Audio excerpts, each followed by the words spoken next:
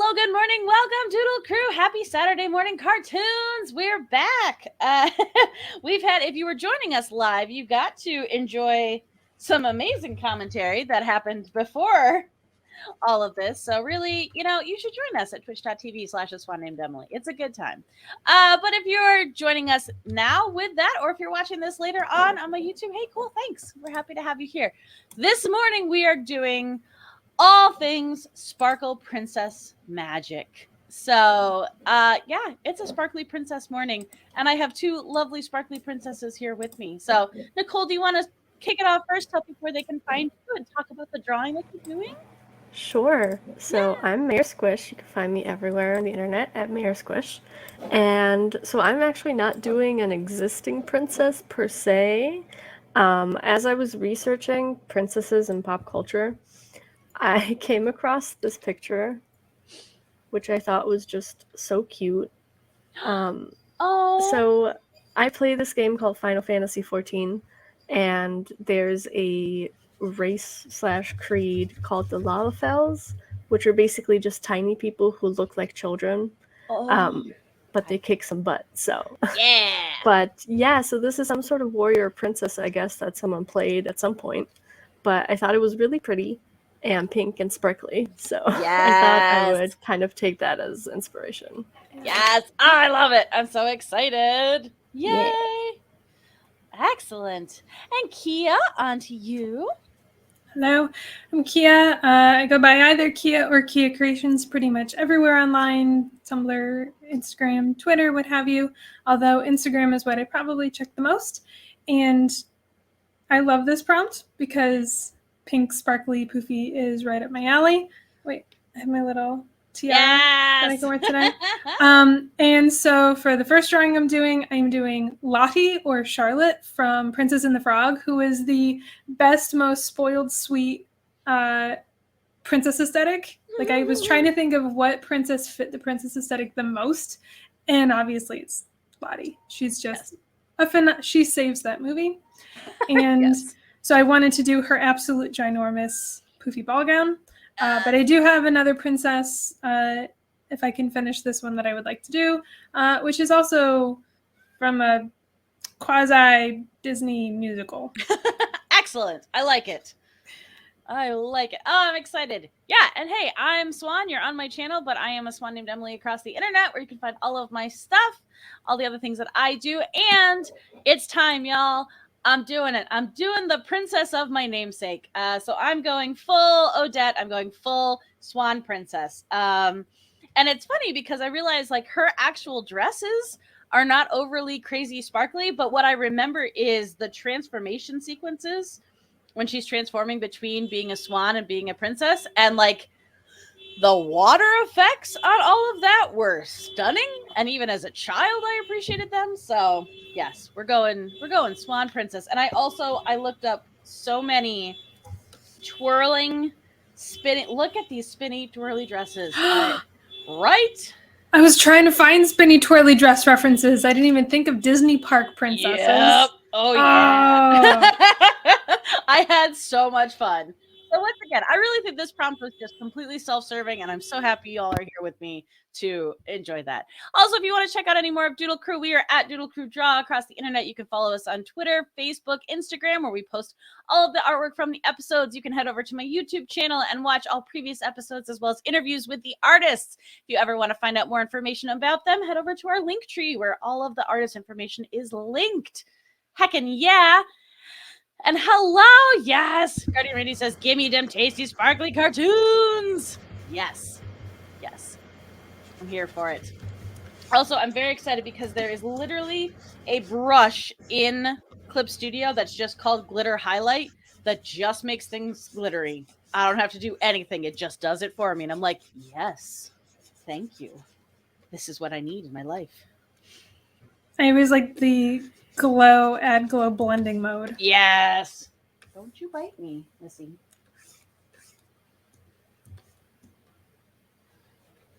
I would say I have my little princess cat companion, but let's be real. Vera is a queen.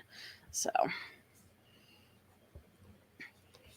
yeah, I had started doing sketches of my character the other day on stream and figuring out all of this fabric and twisting. I'm just like, oh boy, this is a lot of brain power that is required for this. So we'll see how Emily's brain does. We always had to learn drapery and how to draw drapery, but it was never spinning. And I feel like that is a really underused technique.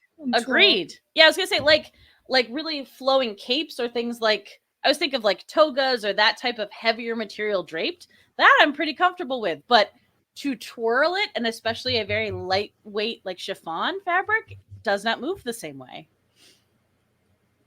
Lots of S curves, lots of ruffles. So many ruffles. And then, as I know we joked about on one of the Sailor Moon episodes, I have to stop myself from just literally drawing Sailor Moon skirts, which is what my default is. I was like, no, this is like different. The pleated skirt? Yep.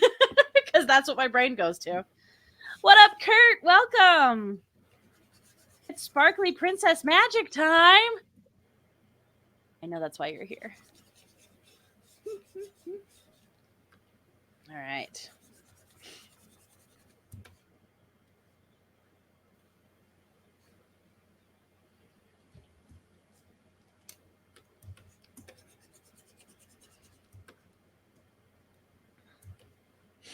Oh,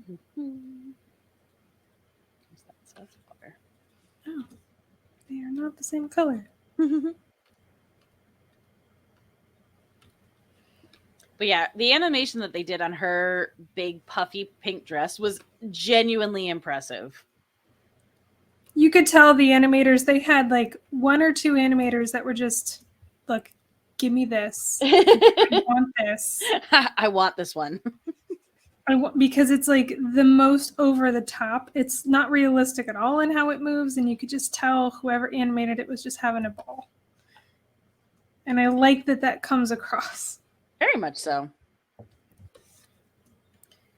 In fact, I want to say they're like, I'm not even going to sign on to the project unless you let me animate a giant pink poofy dress. And then they had to make the character.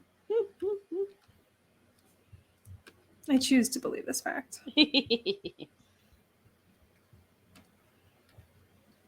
Which, fun story, I did that. Yeah. I had to, I was working at a game company and they wanted to move me off of environments, which was my thing, to, they needed some help doing character. So they're like, hey, we need to move you. We understand you don't want to go. What can we do to sway you? And I told them I'll go move to character modeling if you let me incorporate into the game a pink poofy princess dress. And I got my wish. I should preface I was doing character creation, so it was a very boring task of when the player can create their own character and has to choose like a bunch of hairstyles and a bunch of shirts and a bunch of boots and a bunch of... I had to make all those individual elements, which is not fun. That's a lot of work. It's a lot of work. So that was my request, and they granted it. And yep, there is the most sparkly, poofy dress that the game rig could handle, and I got it. I love that so much.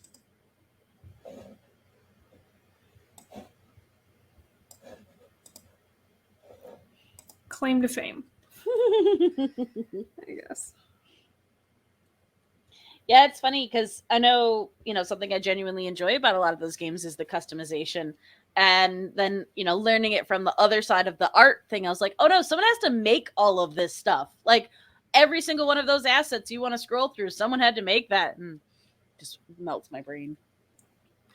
Sometimes it can be fun because it can be something different that you never thought you'd create. Like one of the things I was tasked to do was rockabilly hairstyles. Ooh. I was like, yeah, that is something I would never have thought of modeling or drawing on my own. And then of course your dashboard is just absolutely full of like rockabilly hair and clothes, and the gathering referencing for that kind of stuff is very fun. But I enjoy completely tainting my Pinterest board, my main feed of it, and watching it all of a sudden morph to like, is this what you're into now? Is this what we're okay? I mean, here you go. Are you sure? You okay? Okay. Want me to call someone? Hey, buddy, how you doing? You feeling okay? You want to maybe put this down for a bit? Get some water? Sunlight? Have you seen the sun at all recently? No? Okay. Fine. You just call me if you need me. Ooh. Apparently, little tiara doesn't want to stay in my head. Hashtag princess problems. Right? Hairpins. So many hairpins. So speaking of, we'll say costuming and stuff like that, have you ever had the opportunity to either wear or make a big princess outfit? I have many times. Oh, awesome. I have for Ren fairs. Oh, yes. I used to do stage combat in Ren fairs. And one of the roles that I had was like a lady in waiting. So it was not a princess, but I had a big poofy dress for that. I've had to, for doing costuming, I've definitely worn princess dresses of a certain character. I actually just finished working on one for the LA, which I was at for the last Doodle Crew. Nice.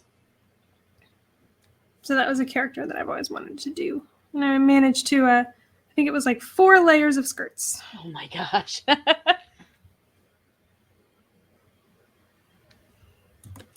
It's kind of fun because, especially when there's a difference between wearing just a bunch of skirts to get the poof and then wearing a hoop skirt. Yes. And I used to not like hoop skirts because I thought like, oh, when you swing your hips, it's like this giant cage that moves with your butt.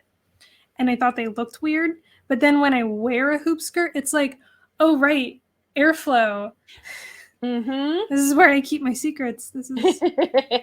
It's so big. So hoop skirts are a new discovery for me. Not a new discovery for other costume people. New discovery for me, and I love them.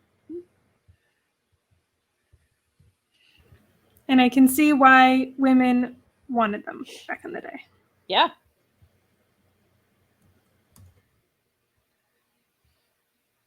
I liked it when the pandemic was first kicking off, and one of the things that people talked about of people not respecting other people's private space at the grocery store was to just start wearing hoop skirts out, and I was like, I'm not opposed to this. If it'll keep you away from me, I'm fine with this. I do have one specific costume that I love to wear now because I have a 6-foot hoop skirt. No joke. It's a huge hoop skirt. And I call it my social distance hoop skirt. So 100%. That and capes. I'm totally fine with those becoming much back in fashion. Yes. Yeah. I don't know why we ever got good cape or cloak, especially the one that goes all the way down, but it's got the 2 big slits for your arms. So it just, I love them so much. Because then you still keep your body warm. Yup.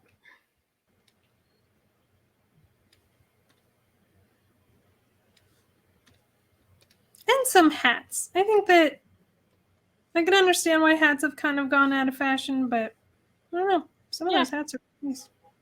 Mm-hmm. Especially now that we're not making all of these things with, the most poisonous chemicals, I feel like everybody can enjoy them now. Right? Since we stopped using, what was that, arsenic? Yep. And the terrible, was it some derivative of copper that was like green or something? Yeah, it was definitely arsenic, and there's a few others where it's just like, oh no, this is super poisonous. And then of course you had the white body paint for ladies. Yep. Like, let's just smear lead on our faces. To Hashtag princess glow. Problems. Don't you want to glow? Oh God.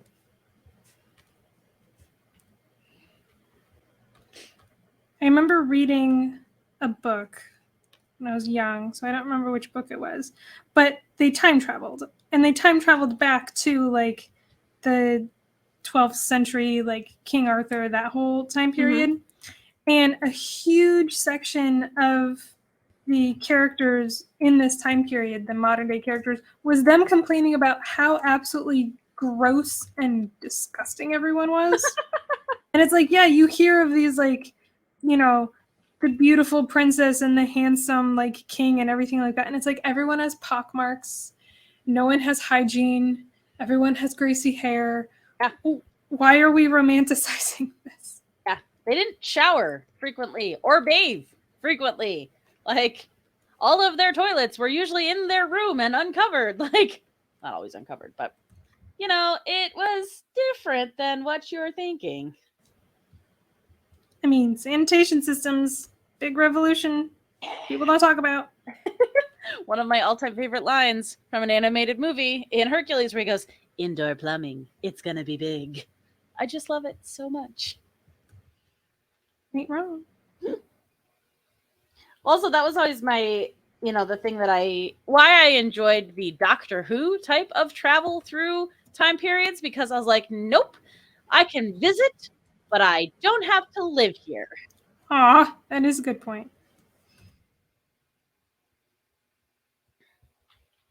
My thing was always when people ask, like, oh, what's the thing that you could never live without? Like, what's the thing that you need the most in life? And people are like, oh, my family or my pets or my loved ones. It's like sanitation systems. Not to get gross and, to civil engineering about it, but give me toilet, septic tanks, running water. Yeah. Yeah. Hashtag princess problems.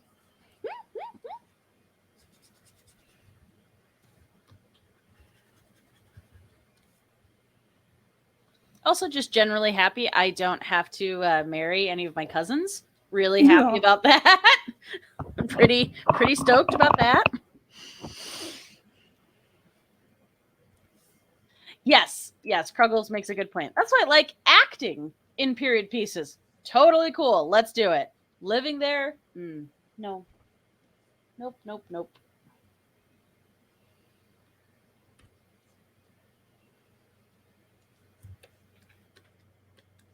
I kind of don't mind the romanticization.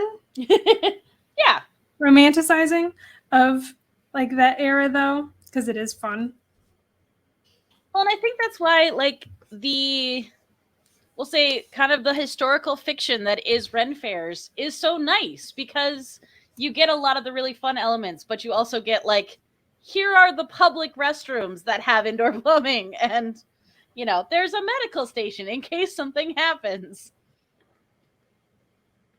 Yeah, you don't go to Ren Fairs for historical accuracy, that's for sure. Which I'm okay with.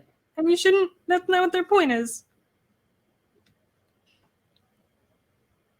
Although, not to bring up another book, but there is a book series that I've been reading recently, and just, it's not even a main plot point, but the characters are like going on a road trip around the United States, and at one point they run into a Ren Fair, and they're like, oh, let's go to this Ren Fair, and they're from the UK.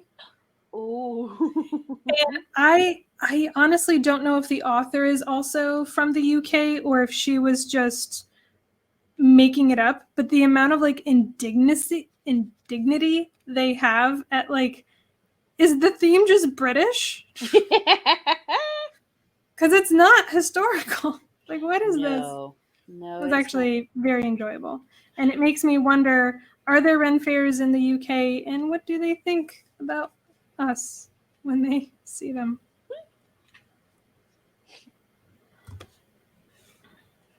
So if anyone has any British friends, let me know. I was going to say, where's Vic? Our other Doodle Crew member. They lived in the UK for a long time. So, and I feel like we talked about Ren Fairs at one point, but yeah, we'll have to touch base and get their expertise on it.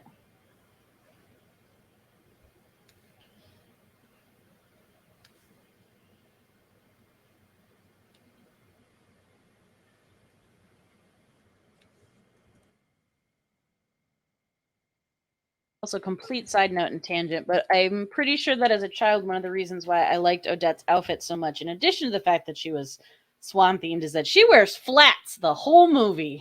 She does? She does. She's got like little ballet flats on the whole time. And I'm like, girl, yes. I support you. Yeah, I don't actually remember her footwear. Yeah. I did think it was weird that like all of her outfits are very closely like looked. It's just how many shoulder poofs does she have? The rest of the dress is the exact same except for maybe a belt. And then it's just, oh, the dresses are different. It's just the amount of shoulder poofs. Yep. So many shoulder poofs. That's how she keeps track of the week. Honestly, I mean, if you're getting turned into a swan every day, you gotta do something. Okay.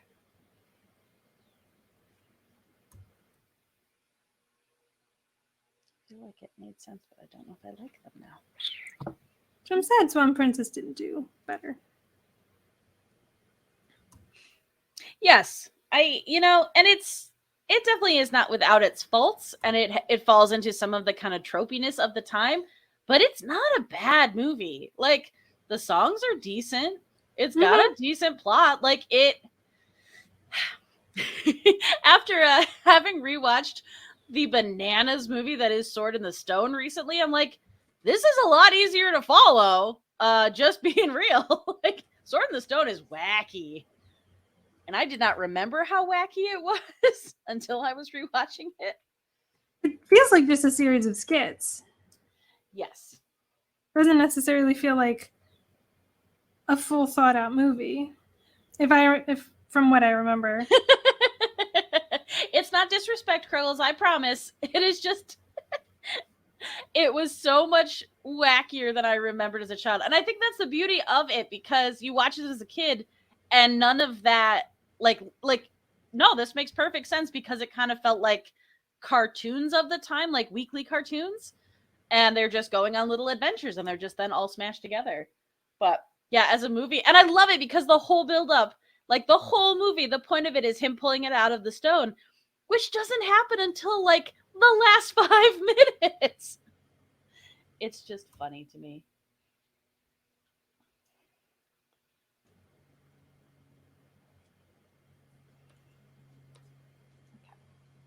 That's where those legs go, but I don't like it.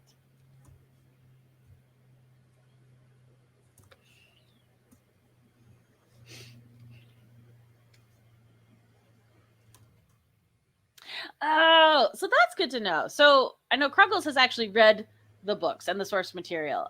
Says the fun thing is that it's based off the first books of the novel, or the first book of the novel. I can't read. Of Sword in the Stone? Yeah. Because it's the Once and Future King. That's the first one, right? The only one I read was Le Morte Arthur, which I probably mispronounced. I'm not going to come for you. Yeah! Also, I love the people try and tell Kruggles that classic literature is boring. And like, this guy literally turned a child into a fish and they almost died. Yeah.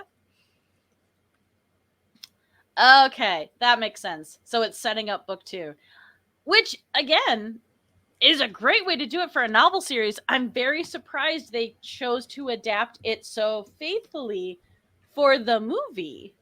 But it also has a very, I would say, old school Disney feel to it. So it fits. That makes sense.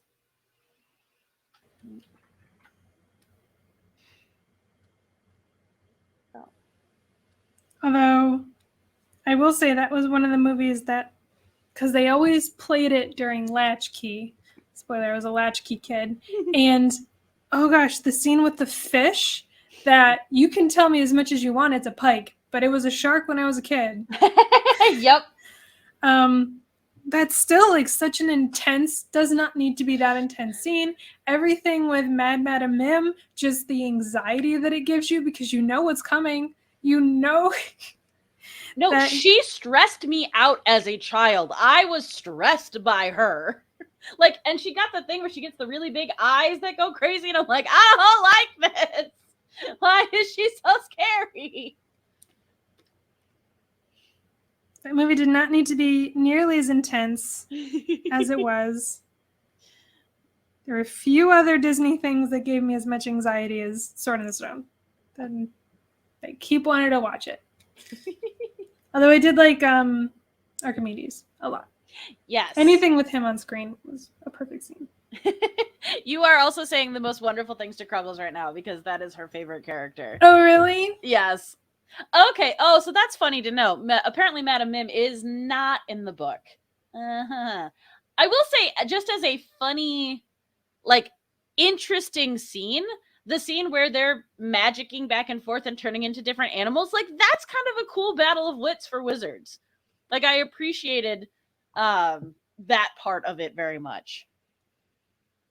Correct me if I'm wrong, isn't that's from something else, isn't it? Isn't there like a very famous book or novel or something? Like I want to say Wheel of Time, but I know it's not Wheel of Time because they didn't have that kind of magic where it's like a wizard duel is just like transforming into different things. I'm trying to remember what I'm thinking of. Internet, do you remember? Not to say Disney stole that, but what?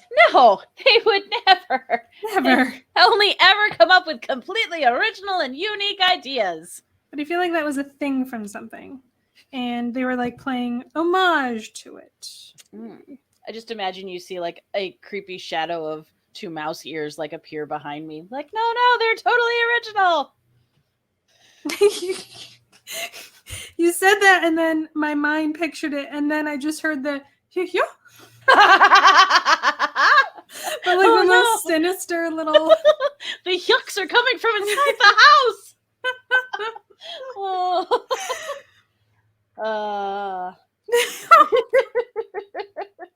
That's fantastic. Oh, stop. I love it. All right. Oh, I hate it.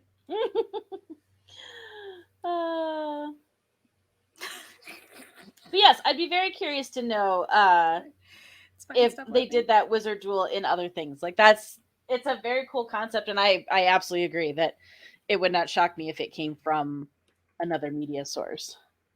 Yeah, I don't know what I'm thinking of. I just have this vague memory of like, oh, that's like the wizard duel from such and such. It's like some sort of famous book. Not Ursula K. Le Guin. Maybe it was from one of the Earthsea books. I can't remember if they had like transformation. Okay. So maybe. That's a good call, because I feel like that one's enough in like the cultural enough in the culture, but was not so widely read as much as some other ones. That was so much harder to say than it should have been. But yeah, what up, PB? Yes, Kia is doing the amazing poofy pink princess from Princess and the Frog. Lottie or Charlotte. So much dress.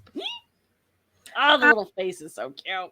I love how they drew her, because the one reference I have doesn't really do her justice. She has such roundness to her. Like from the round face, they also gave her like a tummy. So she like pinches back a lot, and she actually like has this really neat spinal like C curve to her, and it like shows her tummy, and it just like adds this layer of cuteness to her. And then obviously everything is round from like her dress or shoulder puffs. She even has this like super long exaggerated torso that just sets her off from a Disney princess so well, because she doesn't have the stereotypical hourglass figure. She is such a unique body type that I hadn't seen Disney do in any other female character before. Yeah. She's got such great movement to her. She doesn't move like a princess. She squashes and stretches like the secondary characters usually do. Like you always see the village folk always have all these really interesting shapes and really interesting movements, but you don't see it in the princesses. So I'm really glad. I feel like they did a lot with her that they wanted to do with other female characters like Disney princesses, but they're like, well, you gotta keep her pretty at all times, guys. So they're like, fine, give us a female character that has the princess aesthetic, but that we can squash and stretch and do comic reliefy stuff with. And also, I mean, I feel like they gave her personality. They gave her friendship. Like, she's not just a foil to the main character. She has a ton of personality, yeah. And she stays likable, even though she's obviously like the spoiled rich girl. Yeah. They did such a good job of keeping her sweet and likable, and even when bad things happen, she never gets mad about it. Yeah. Like I remember when I first watched the movie, and obviously I had to rewatch the movie for this. Same. So yeah. But there's a scene where like Tiana ends up having a kerfuffle at the ball and uproots an entire table full of beignets, and it causes a huge scene. And Lottie comes over, and you so expect her to yell, like, what have you done? You've ruined the party. And instead she's like, oh, Prince Naveen, we'll be right back, sugar. And then she is like, oh, my girl's in trouble. I'm not even going to, like, I will abandon the prince. That was the whole point of my character arc, to help my friend. Yes. I feel like that was a really good moment that they gave her. It's important, too. It's important to see that. It not only shows her as a good character, but also I think it breaks that subversion.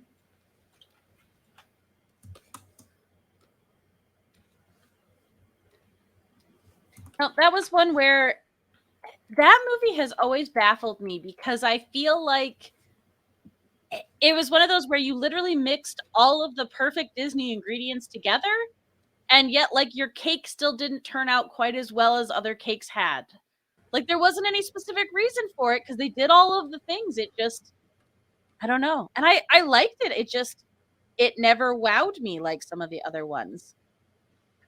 I feel like all of the strongest elements were in the beginning and a little at the end, but the whole point where they're frogs was just silly.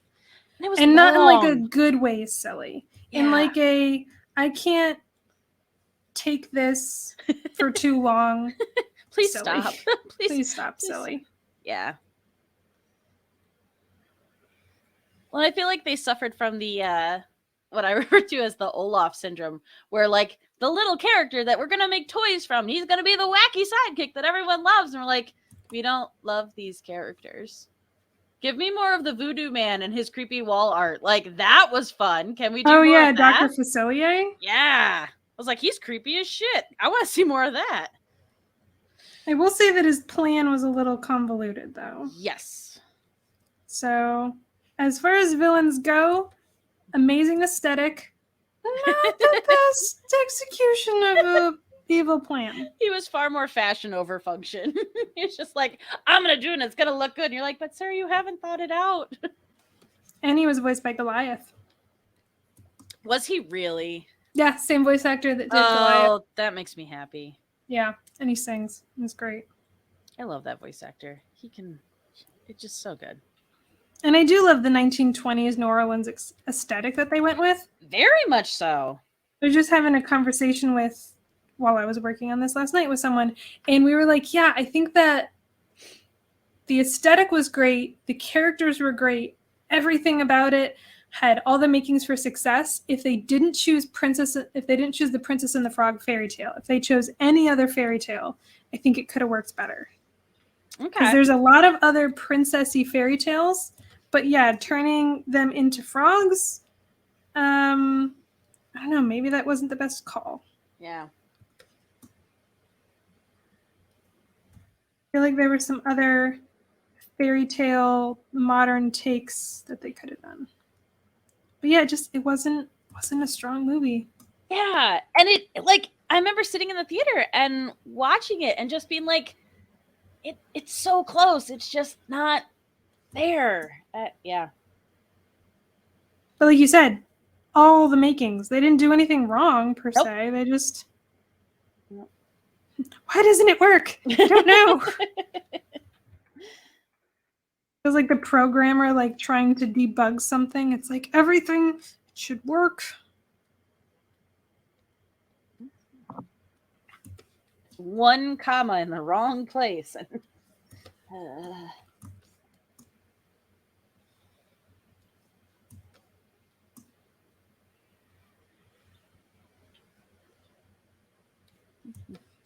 It's true, Hebe. Only the best plans are convoluted. Exactly. I mean, after working in the adult working world for so many years, I have to believe that because that seems to hold true no matter what job I have.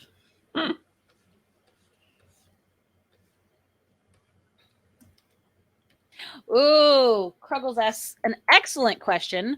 Which princesses do y'all feel best represent you? Oh, God. Want to represent or do represent? I'll take both. I feel like both are valid.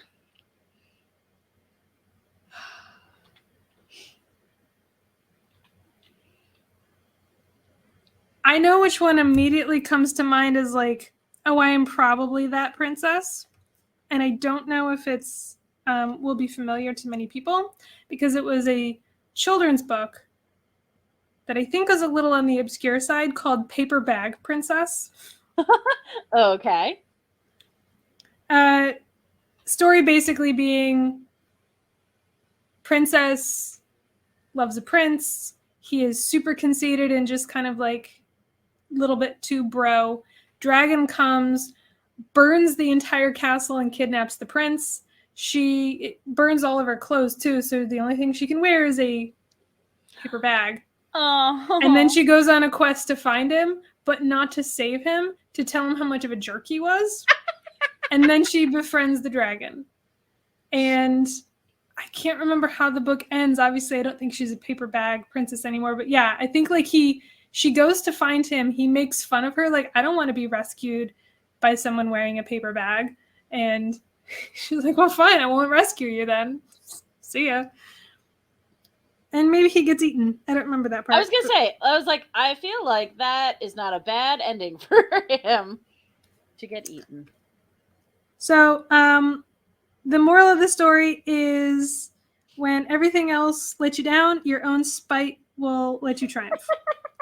And for that reason, I identify with the paper bag princess because I have gotten a lot of things finished in my life out of pure spite. I love that so much. So, yep, paper bag princess, tell your friends.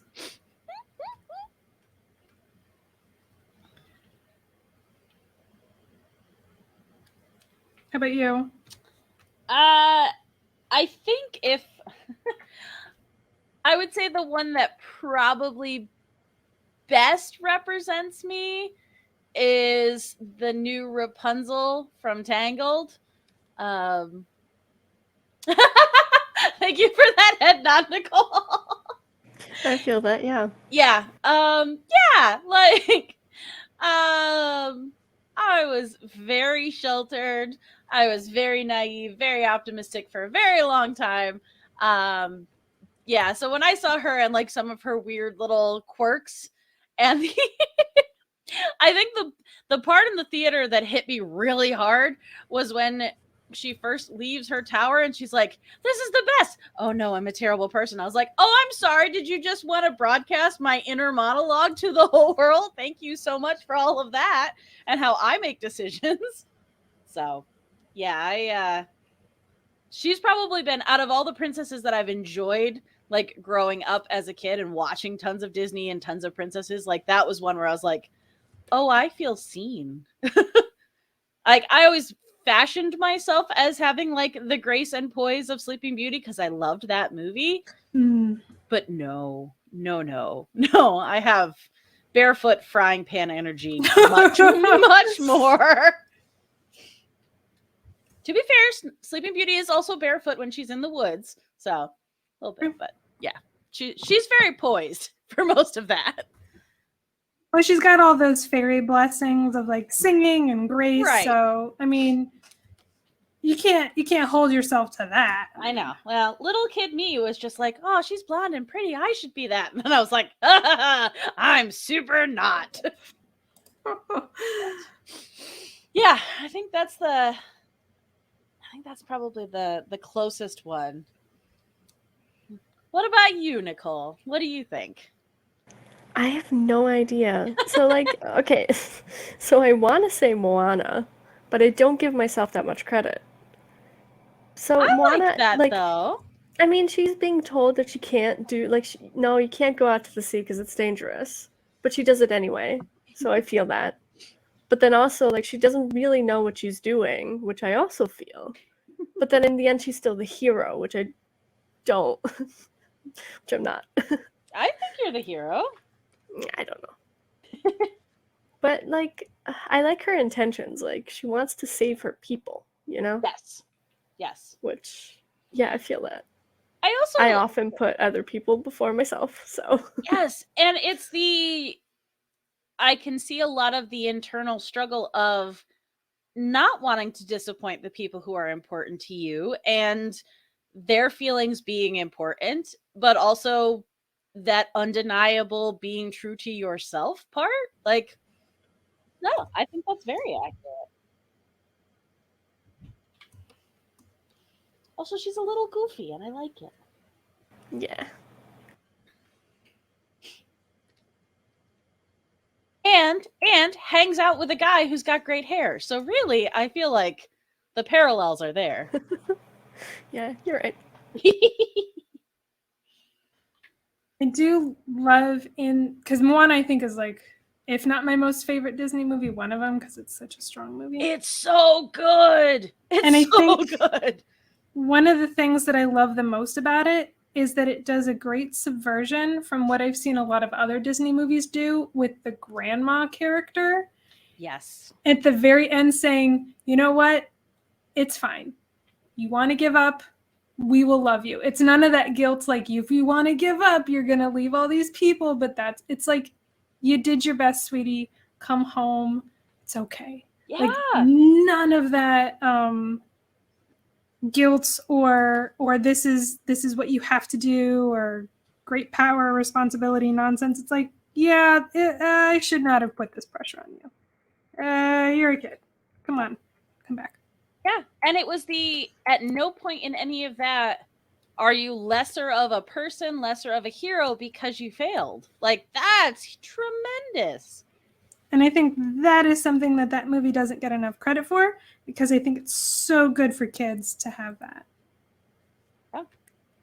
Nope. I thought the juxtaposition of and I love his character and I love his character arc, but the smash things first, ask questions later of Maui and solve everything with anger and aggro versus the determination but also compassion of Moana, and that in solving the problem it was paying attention to the other person.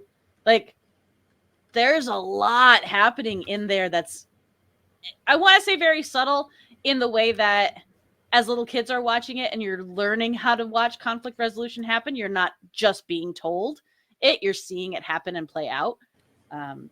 Yeah, very cool. Such a good movie.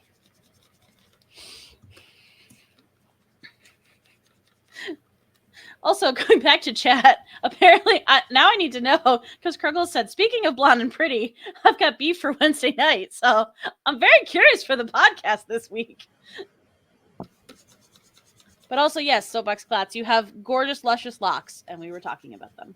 I was talking about them. I don't want to lump Nicole into that. I was the one misbehaving. He knows how I feel about his hair.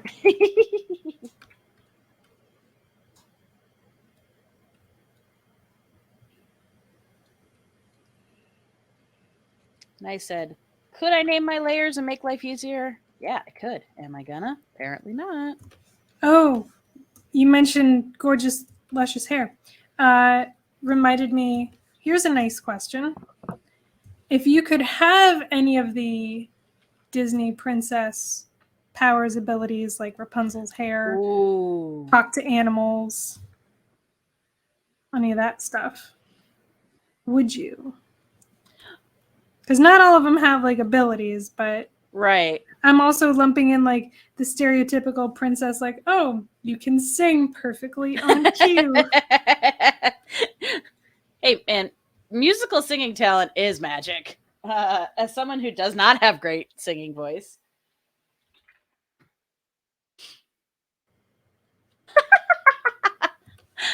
I love Hebe. I already have Anna's ability to sock jerks in the face. I love that. That is an excellent princess ability. True.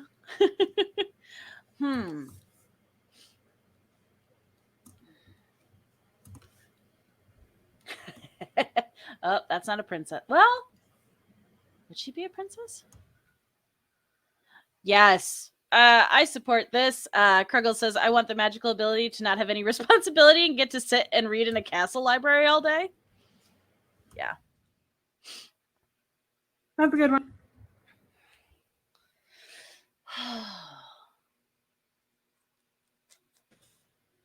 Personally, I would want Pocahontas' ability to have the wind whip my hair around, but it never gets tangled.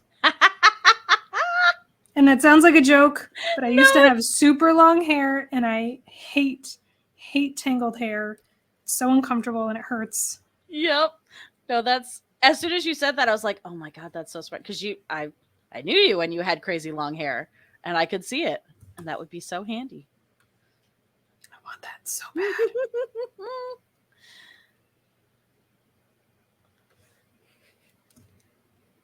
Yeah, but Kruggles, it's very different in quarantine because I ran into the same thing. Like when you're feeling crummy and you don't have any other options and you feel like you should be doing other stuff, it's really hard to like just sit and relax and not have your brain go bananas. So we are unpracticed in the princess ways of sitting in tower libraries and reading a lot. We're working women. It's true. All right, water should go on top. Right, we're gonna name these.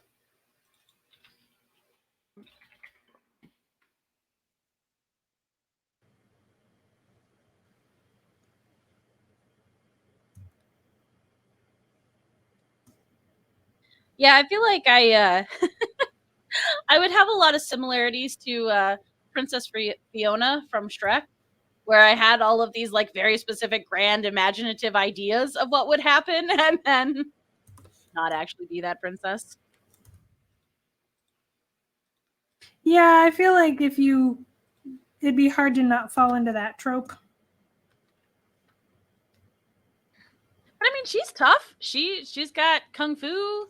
She's got I was gonna say belching, which important. Which I think this is a weird segue, but I wanted to like Disenchantment so much more than I did because I feel like that was what they were going for with like the rough and tumble princess and all of that, and the show just never landed for me.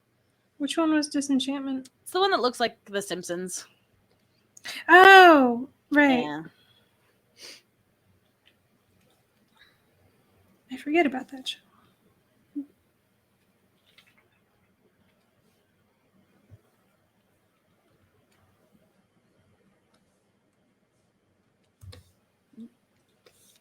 Oh, that layer is nothing. Okay, that's cool. I wonder what that was supposed to be. Interesting. Also, oh, that makes me feel better. Kogo said never clicks for like. I liked the concept. It felt like it should be fun, and it just, I don't know. I never got into it. And I like Simpsons, and I like Futurama. It's not like I don't like that art style or that storytelling style. Humor. Yes, thank you. Words are really hard this morning. Emily is struggling. Also, I realized the princess' ability to wake up perky and awake. Oh, yeah. Again, so happy with the representation of Anna in Frozen waking up looking like she got run over. And I was like, yes, I feel this. When she did the whole, like, I've been up for hours, that got me. I was like, oh, yeah. Oh, yes. Also, I really I was only looking up at the screen a couple of times, and I thought every time I was catching you looking down, but I think your video might have frozen, Kia. Yes, it has. Oh, goody. But I was like, again. Oh no! Oh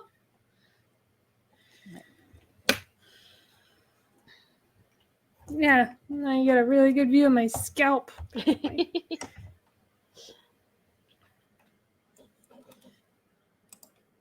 Aside from not showing our faces at all, I don't think there's a good way to, like, where my webcam is, so I can look up and look at it. You're gonna see the top of my head as I look down at my artwork. It's just, this is where we live.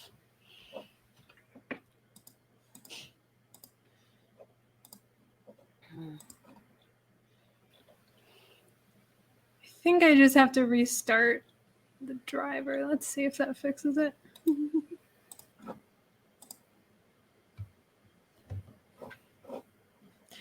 No, it did not. Yay.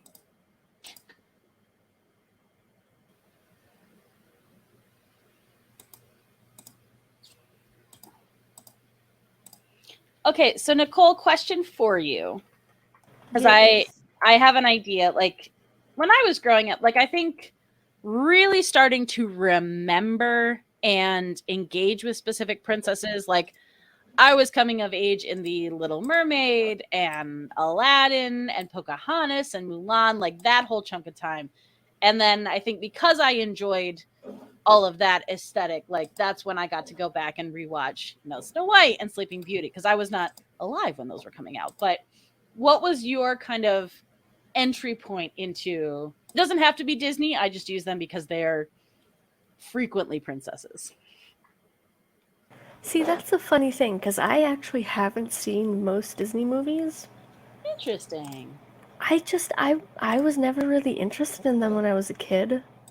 But now that I'm an adult, I'm like, I missed so much, and everyone keeps talking about them, so I should probably, catch up.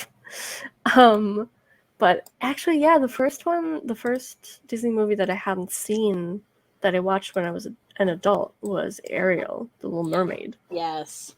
And I was like, oh, so this is what people are talking about. Okay. Yes. It's interesting, too, because, like, I definitely see how some of the older, I guess older ones from, like, the 90s are, like, classics. Mm-hmm.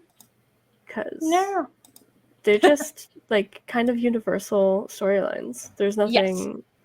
I guess, I mean, I don't want to say they're problematic, but, like, yeah, okay. They're super problematic. Some of them, yeah. Yeah. But, like... Didn't phase me as a kid. Like Ariel, she's like, no, she's standing up to her dad. She's got an idea. Hey, we can see your face. Yeah. Right. But now watching it as an adult where she's like, Daddy, I'm 16. I'm like, girl, you don't know shit. Shut up. Yeah, that's true. That's true. Yeah, no. But there's nothing too egregious, I feel like, in that movie. No. Like, yeah, she's being a petty teenager and she doesn't know what she's talking about.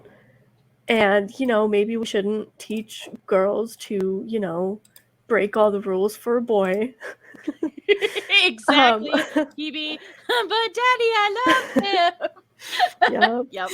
Yep. And also, a person that then when you get to spend time with them, you don't get to talk to them. Like, there was a lot of that where you're just like, this is not the foundations of a solid relationship. But yes. Yeah. It's okay. But I mean, it's okay for kids, I guess. Yeah. But no, you look at, we'll say, the personal agency of the princesses before that era, and like Sleeping Beauty has very little control in her story. Like Aurora doesn't really get to make her own decisions for any part of that. Snow White is just, she's also, 14, which is a weird thing that I learned later on, which melted my brain some. And a lot of them just, they are the title character, but I don't feel like they're ever the main character. So I think it was an interesting evolution of storytelling and giving the female leads more agency, but I think it took a lot of time, and I think they still had plenty of missteps along the way.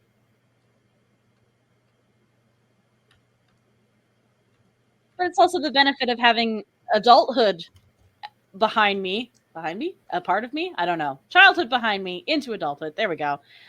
I still love it for, the deep love I have of animation, and knowing that all of those backgrounds in Sleeping Beauty were all hand painted, and how they had to animate and paint cells, and like the beauty of the artwork wins through a lot of the time for me, and I forgive just poor storytelling for that.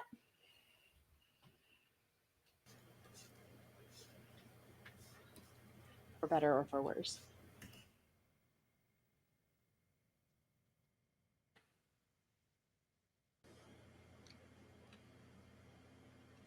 I will say, kind of rolling off that topic, I have noticed, in a positive way, a lot of recent discourse of people going back and like, hey, yeah, some of these older Disney movies with like the morals, quote unquote, that they were going after are problematic, but some are not nearly as problematic as we have kind of through pop culture been told they are. Like, don't get me wrong, the Ariel one of like is unquestionable, but like the whole thing of like, oh, like Beauty and the Beast is just Stockholm syndrome, and it's like, actually it's not.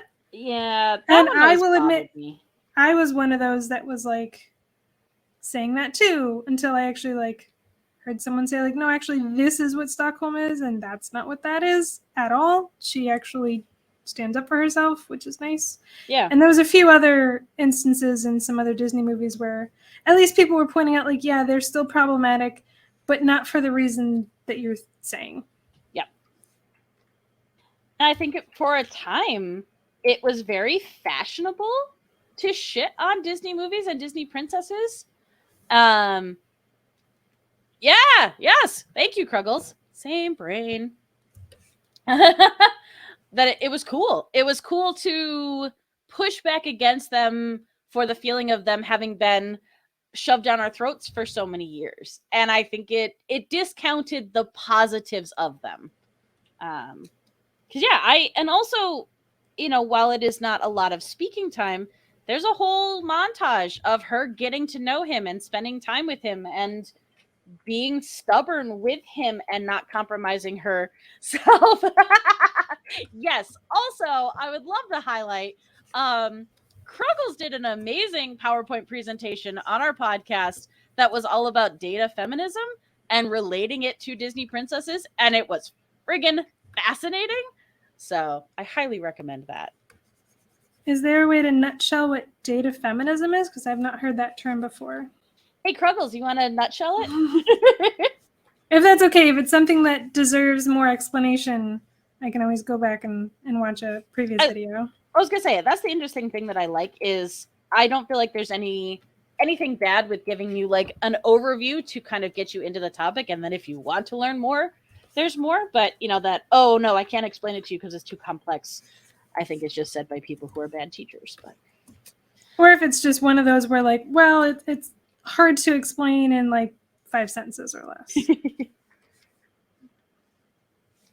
Which usually is only with conspiracy theorists, but Oh, you got to watch this great YouTube video. Ugh.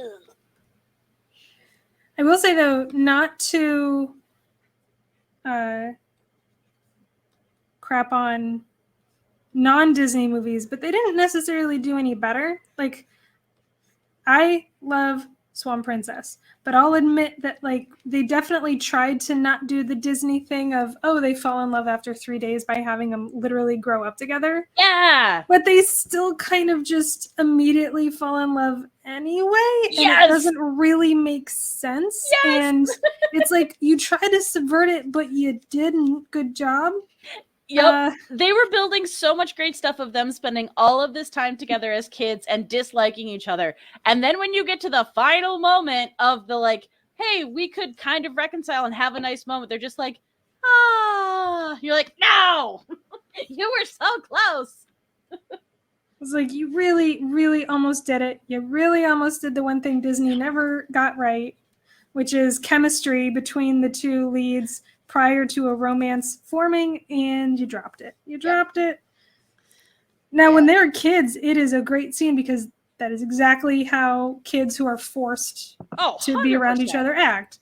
And I think that they did a great job doing that part of it. But then, Nope. As soon as they get to adulthood and that moment, they're just like, oh, you had it. Although, and again, I give the movie credit because, the whole crux of the thing, and even as a child, a funny line I thought was, Odette asks him, what do you think of me? And blah, blah, blah. And he's like, you're beautiful. She's like, what else? And he's like, what else is there? And she gets pissed and leaves. And you're like, yes. And then I love it because his, like, the attendant to the queen who was talking to him is like, you couldn't have said anything else? Anything? Like, that's what you came up with, you big dodo brain? And I was like, yes, give him shit for that. He deserved it because he was a dodo. I do like that they don't let him get away with that. Oh, yeah, no. Although he never really recovers from it. He's never like, oh, by the way, before the movie ends, I just want to let you know that you're smart and you're clever and you have a really good curve arm. Yep. Yeah, she is, Odette is definitely the brains in that situation, and he has the brawn. He's big, strong man, but he's dumb old boy. He's such a big dummy. And I was even rooting for him at times. I'm like, oh, buddy, no. Come on, man. Do better. But, yeah. Pretty funny. Okay, so, yes, Hebe, I really like your neck when you become a goose. So, summation for data feminism. Looking at the systems of power imbalance in data collection. So when people are actually going out and getting information and collecting it, how there is a natural imbalance to that. Who gets to collect, interpret, which communities are left out of surveys, stuff like that. So, yeah, it's really interesting. And it was very cool to see it applied to Disney princesses specifically. Not to completely switch topics, but okay, that makes a lot of sense, the data feminism.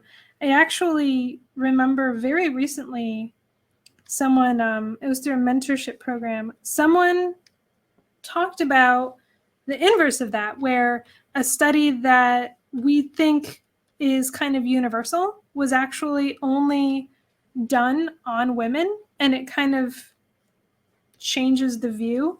And it's with imposter syndrome. Interesting. The original term was not imposter syndrome. It's not a syndrome at all.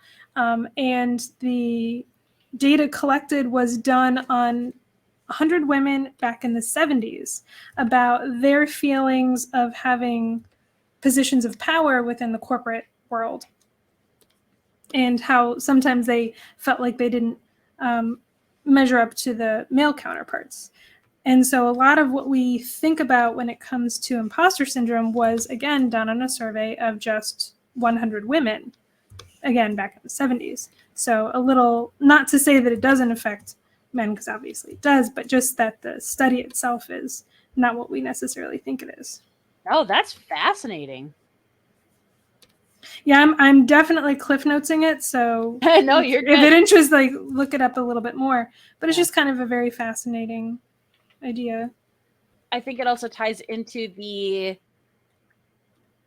as much as you talk about inequality and injustice from a female perspective of it, I think that also directly ties into the damage that the toxic masculine whole sector does on men as well, how it hurts them almost as much as it hurts us.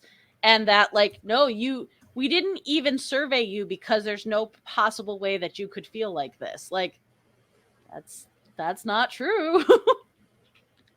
I don't know that wasn't why they were surveyed. I think that just the point of the whole article was to look at women. Yeah.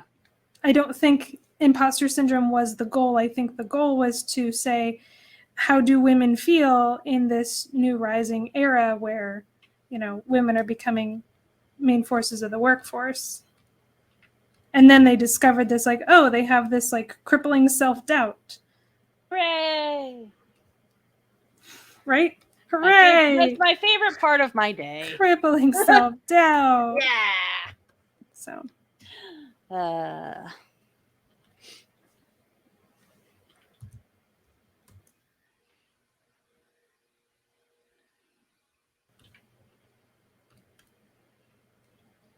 Also, again, I think we've gotten to a point now where I don't feel like Doodle Crew ever needs to apologize for topic jumping and going off the rails, because it's kind of how we do.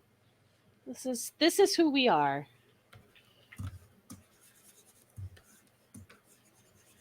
One day, one of the prompts will actually just be like, "Oh, it's a roulette wheel of fortune style topic board, and we have to change. There's like 2 wheels, and we have to change art and topic at the spin." That would be insane, and I love it. And then you just have to go off like whatever the topic is. I remember there's this game that a bunch of people play, like a college game called Don't Get Me Started. And people yell out a random topic, and the person, whoever's turn it is, doesn't necessarily even have to know anything about the topic or be like passionate, but they have to act like it. And they have to, oh, don't get me started on killer whales. They just are jerks. And like, you just don't even know anything about killer whales, but the point is that you're supposed to sound impassioned and like you have an opinion. Yeah, so Kruggles' fiance, or no, it's not fiance anymore, it's husband! Yay! I got so used to saying fiance. It's husband now. Literally made an entire podcast about Pokemon with pretty much that exact premise. But it's that level of confidence in improv that I've always been impressed with, that you could just take that thing and just speak so passionately about it, knowing nothing. And I could never wrap my brain around that. I'm like, but I don't actually know anything. Please let me do some research before I have to speak on this. That's when you make it up. That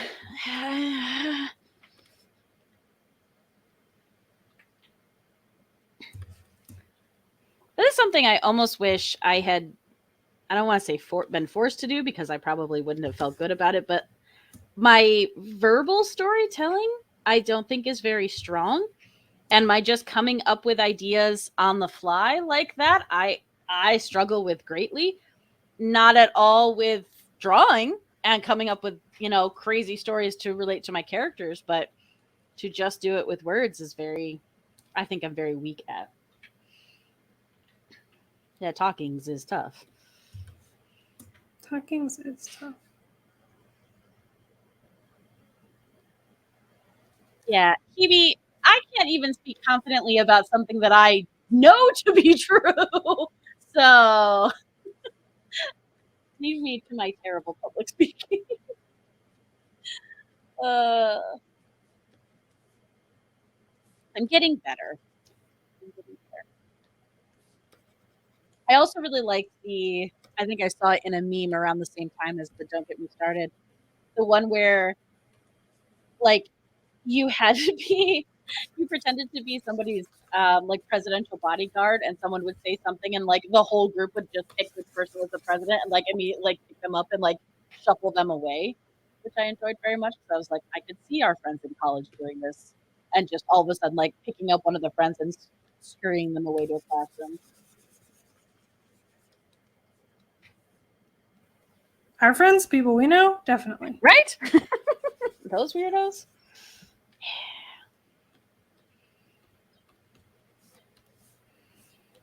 So I was always very happy that the kids that we went to college with, so many were way more game to do the silly and ridiculous stuff like that. And so that I never felt like I had to. I could just watch.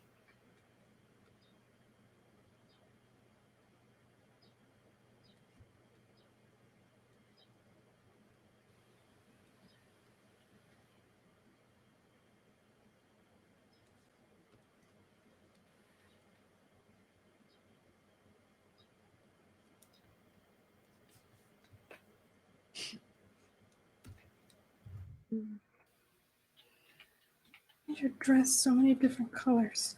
It's just pink.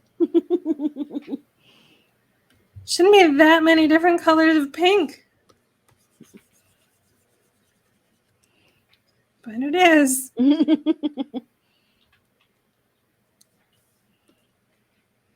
Also, Mayor Squish, your little friend is so cute. She really does look like a child. Yeah, but it's so good. It's giving me almost like little Zelda vibes too, which I dig. Also metallic. Yes! Oh, happy day! Kruggles drew along with us. Sparkle Princess magic. I love it. I'm very excited to see it.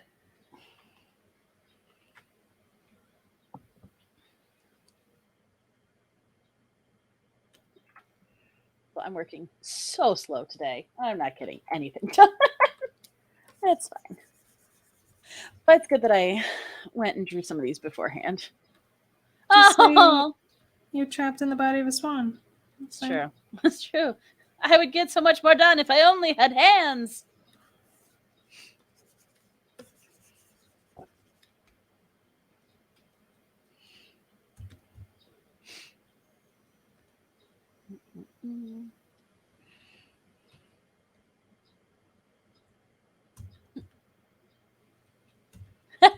That's okay. You never have to show me. No one ever has to show me their art if they don't want to. I am just happy knowing that you drew with us.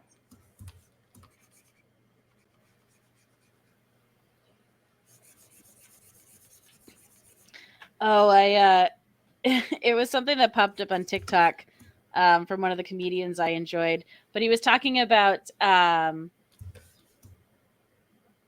his kiddo, who I think she was maybe 4 at the time, and talking about her being smart enough to realize that she would get praised for her art, whether she spent 2 hours on it or 2 minutes on it. And so he was, coming down on his relatives for just willy-nilly complimenting her. I'm like, that's amazing. It should go in a museum. And his commentary is like, that's not even going to make the fridge. And I love that sarcasm to little kid art so much, especially when the little kid is as precocious as that. It fills me with joy. You gotta earn your fridge rights. Exactly. You got to make me laugh. You got to impress me. Like, no. Fridge has limited space. You got to earn it. Also has standards. Fridge has standard. We don't just let any kid have fridge rights.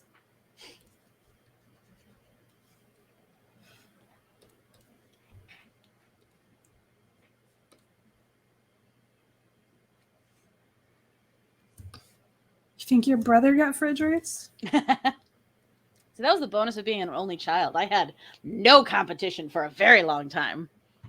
And then Karen didn't like art. So it worked out. Hey, thanks, Guardian Randy. This is looking good. All right. There we go.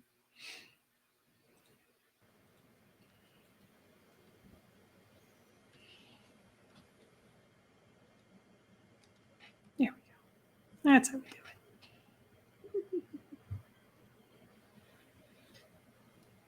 Couldn't figure out how they were getting these specific colors, and then I realized, oh right, they just had a transparency. Oh. Don't know why I didn't think of that. Haha, you fooled me. Shoot. It is funny to me with some of the newer movies realizing that there's stuff that they could just do on the computer, because my brain still goes to like, but how would you do that traditionally? And like, well, they didn't have to, so it doesn't matter.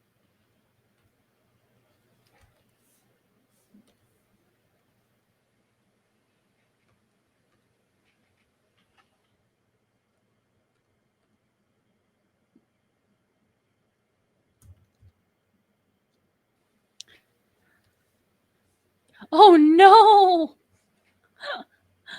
Hebe almost took a gigantic tumble last night. Oh, I'm glad you're okay.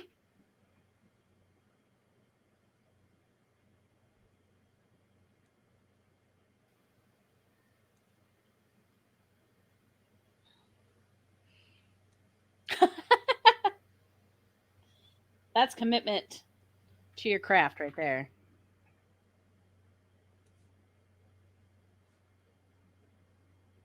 I like playing like silly dance characters. So like I do wacky things. So if I am to fall down, people are just like, "Oh, that must be part of her character thing," not me tripping over my own feet.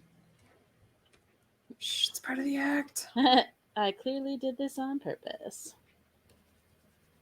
In a spectacular way to both date myself and embarrass myself, self-embarrassment, I was a counselor at a camp for kids, and the counselors, we have to put on some like entertainment stuff, and one year we did a look-alike. And at the time, the age that I was, a lot of people used to say that I looked like Sandra Bullock. I think it was just the brown hair. And so that was around the time that Miss Congeniality came out. So they were like, oh, for the lookalike, you should do Miss Congeniality. And one of the girls, I don't know why at a summer camp she had like a nightclub dress, but she did. So I borrowed it. And that was who I was for the lookalike. And so I thought it'd be hilarious is as, you know, we do our little promenade and we do our walk, I trip because she trips a lot in the movie. Like, that's the joke. And no one got the joke. Everyone thought I tripped for real. Oh, no. And so everyone, like, completely like, oh, my God, are you okay? Are you fine? And the kids were like, she's dead. Because I, like, made sure I tripped bad. Like, yeah. I made it look bad. I didn't actually, I was fine.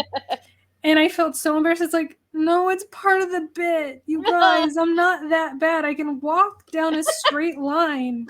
Jesus. What does this say about me and what you think of me? Right? So it was always kind of a fun thing. Then no one got it, and they all thought I tripped. And then for the rest of the weekend, they made fun of me for it. And it's like, no, it was the bit. It was the bit. It's such a good bit, too. Oh, I'd be so pissed. I didn't win. It actually was a another counselor who was Jim Carrey, and he looked exactly like Jim Carrey. He had the glasses and everything, so that's fine. But yeah, I just, to this day, no one got it. Really? It was funny, damn it. Oh well.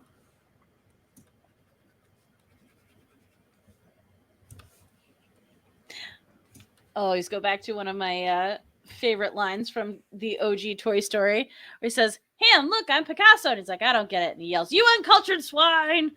And that's what I always want to yell to people when they don't get my stupid references.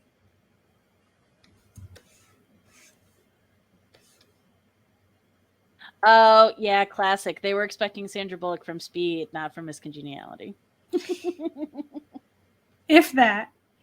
I would love that. If that were the case. Okay. Fair, though. That's fair. This, that, and that. All right. I got this.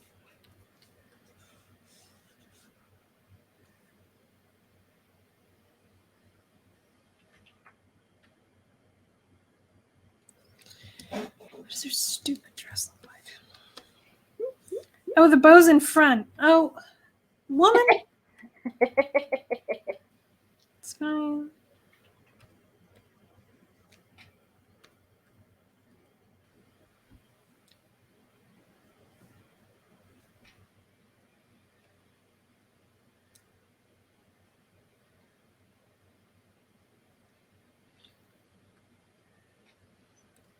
That's always hard. Because then you're like, yeah, but that was a really good bit of line art. Oh, yeah. I have to erase it. Is there any way I can save it or use it somewhere else? No.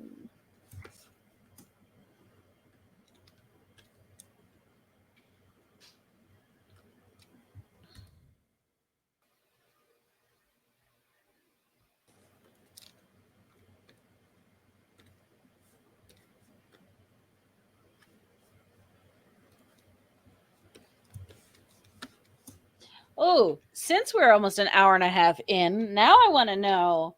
I want to get combative and feisty. Who's your least favorite princess? We'll keep that one to the the general Disney canon, just because there's so Oh, many. okay. Unless you have another one that is really spicy, then I'm gonna say go for it. Well, I gotta think about this.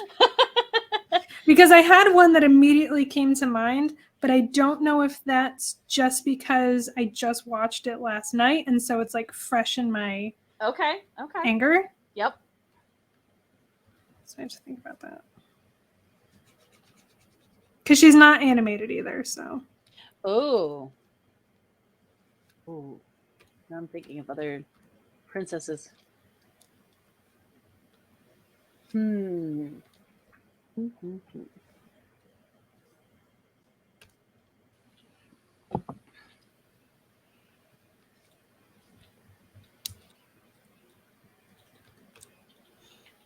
There's princesses that I thought were overhyped, but I'm trying to think of one whose like general personality I didn't like.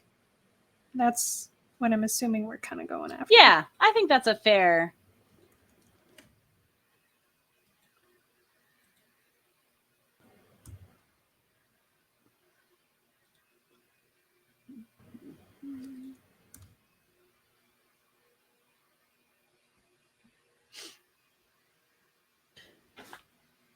This is hard.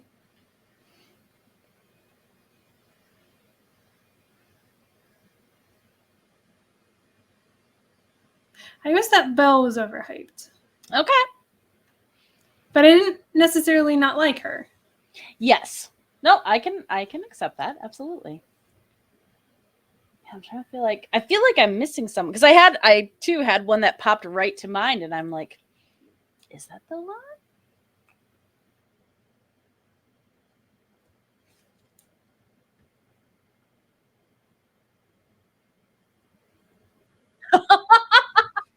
Dang, Hebe! Oh, wow. That's so bad. It's so good. Damn, Hebe. I'm done. I'm done. Whew. How can you beat that? I can't beat that.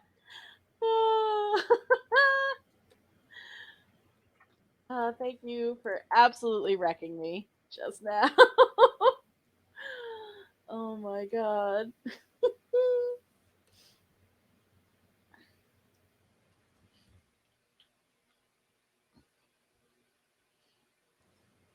Amazing. Just amazing. What am I doing with her head here? I'm not wrong. Mm-mm. We don't talk about that, but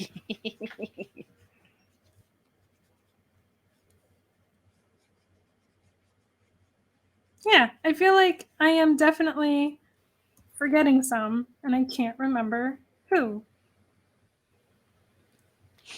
There has to be one where it's just like, oh, don't get me started. Yeah, that's what I was thinking too. So I will admit that it's not. She didn't do anything wrong, but I really don't like Snow White. Snow White bugs me. That's just, yeah.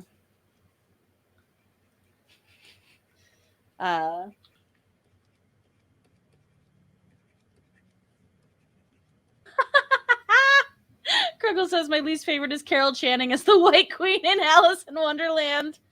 The Queen of Hearts is pretty terrible. She's not fun. No, that's true.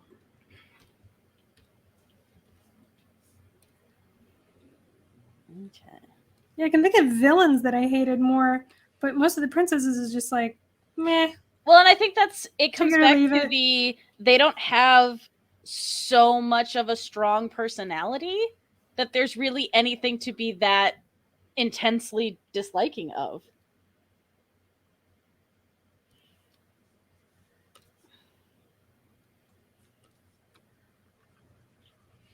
Like, I'm trying to think of any whose like actions I just morally don't like, but yeah.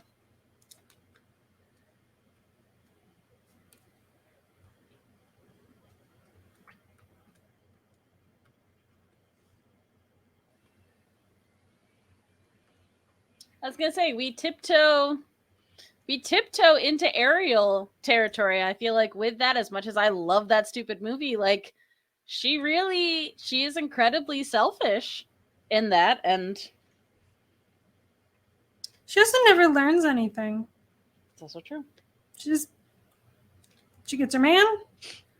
She gets her dad off her back. There we go. We're done. I learned nothing, and everything came out fine. Woohoo! No, I feel like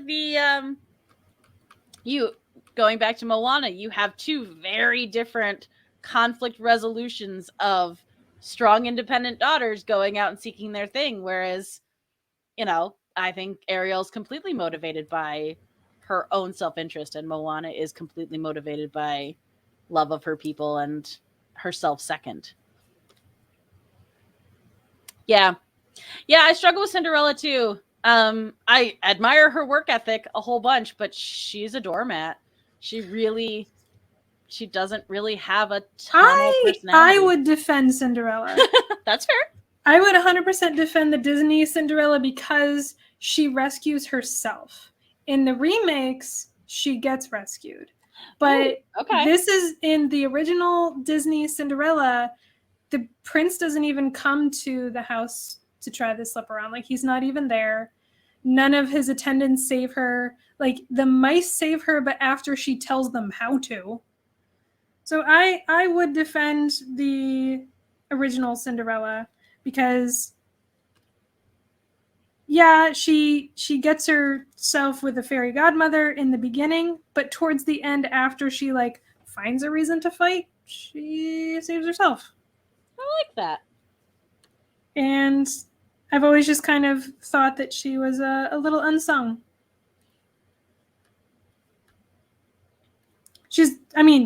There's no reason why she shouldn't have left an abusive household, but then again, maybe she couldn't. Who knows? Yeah, I was gonna say, I accept can't judge.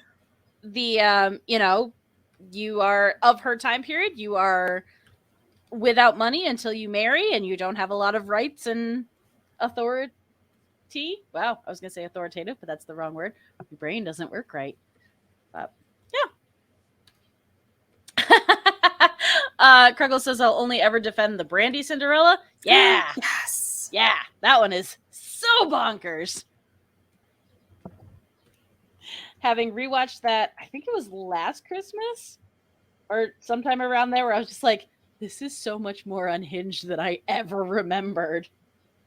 That's actually, if I get done with Lottie, that was going to be who I was going to draw next. Yeah. Is because Brandy's Cinderella is best Cinderella. She's hands down. Stunning. I also rewatched that maybe like last week. And I will rewatch that movie many times. Oh, we also I feel we have a hot take specifically targeting you and me, Kira.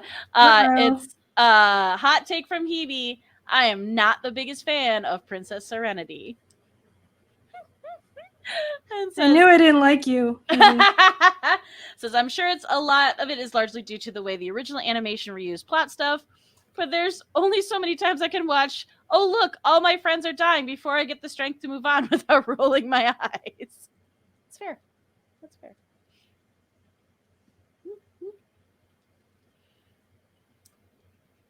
Just ignore bullies and they'll go away.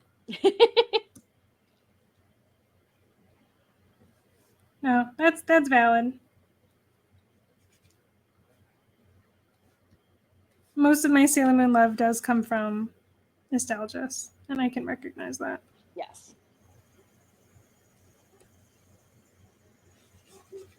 Thumbelina, there's one that was like a really crappy. She wasn't a princess though. She marries the prince of the whatever fairies. He is, right? Isn't he a fairy? He's got wings. He's a fairy, yeah. Yeah, so I think she becomes. Because they literally just call him that. I don't even think he has a name. Yeah, wanted to like that one more than I did. Didn't really land with me as a child. It was also weird because they got Ariel's voice actress. Did they really? Was it Jodie Benson? Is that her name? Yeah. Hey. So it's just like, okay, don't fit. Yeah, no, very different feels.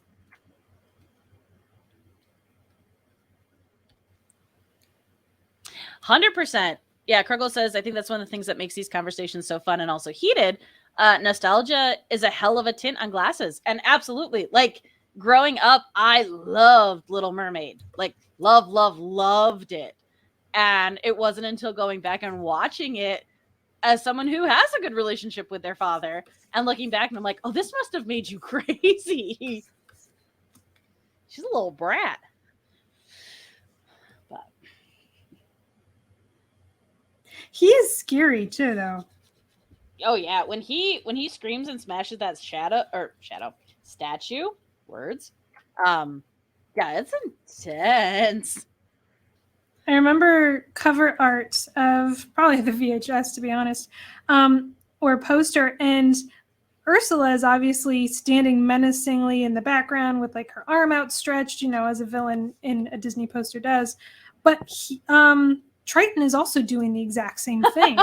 He's like standing menacingly off to the side in the same like mirroring pose as Ursula. And I remember as a kid thinking, like, is he a villain?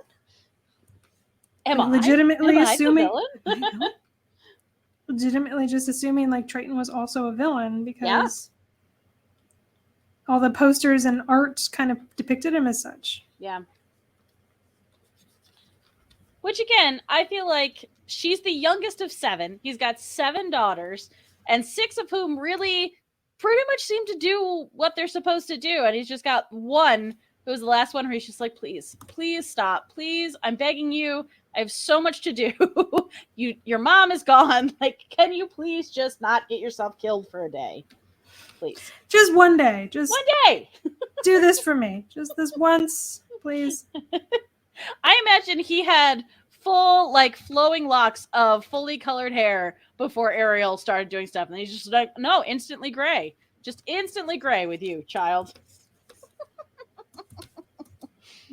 Demon child of the undersea, please.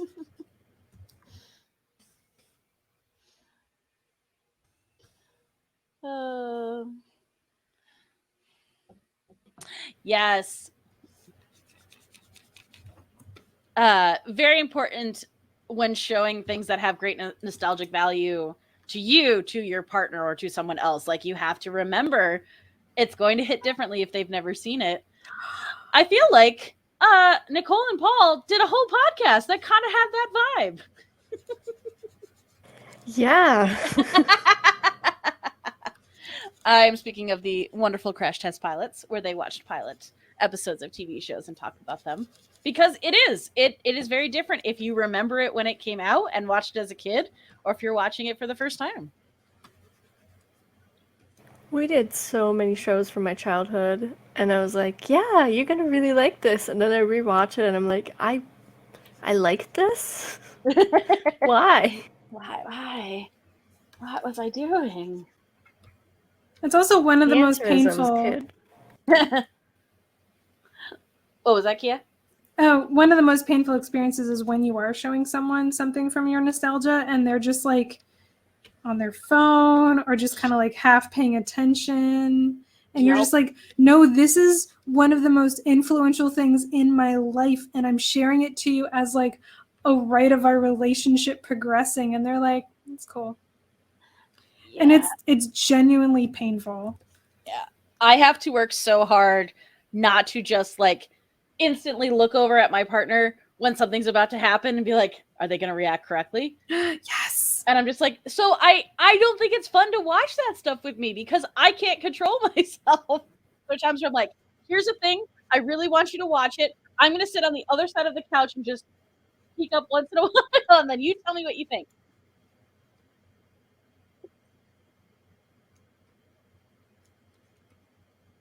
I've definitely like shown things to people though, and even told them ahead of time, like, this is super influential. Like, I only really watch this movie with, people that I enjoy and that I know will have a good experience. And then they just make fun of it the whole time. Oh, no. It's like, oh, come on. No, none of that is okay. I even told you. Like, I get it. If this thing that lands for me doesn't land for you, that's cool. But the fact that I prefaced this with, this is important to me, should be enough for you to not do that.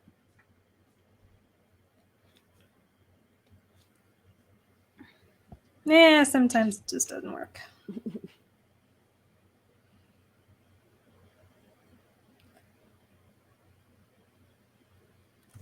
I forgot her crap. I should do her crap.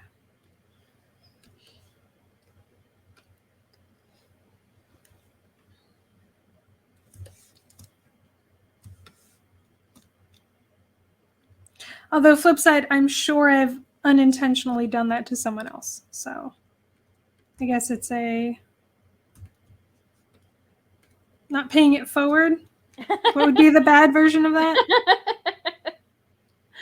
What would be the bad version of that? Yeah.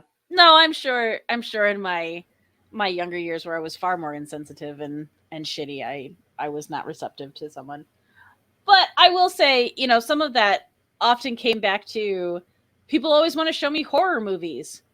I don't like horror. I don't like horror movies. I don't want to watch this. Please don't make me watch this. I'm like, if you really beg me because you say it's important to you, I'll do it. But you can't then get mad at me if I'm, almost in tears by the end of it because I didn't want to do it. I'm like, I'm really trying. But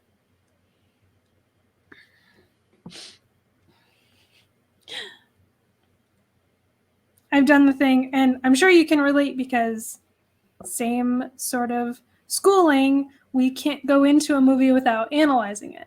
Oh, 1000%. So then after the movie, like, I'll start analyzing, like, oh, I like how they did this. I would have, this didn't quite make sense. And they're like, why can't you just like things?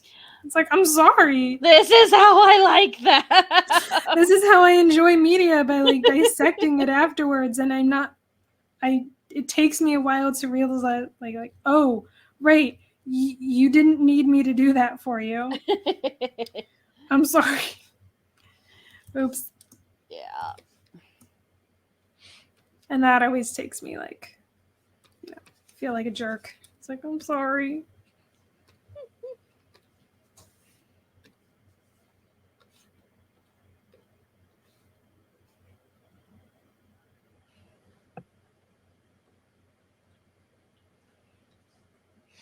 I enjoy the Halloween Town and Hocus Pocus shenanigans happening in the chat right now.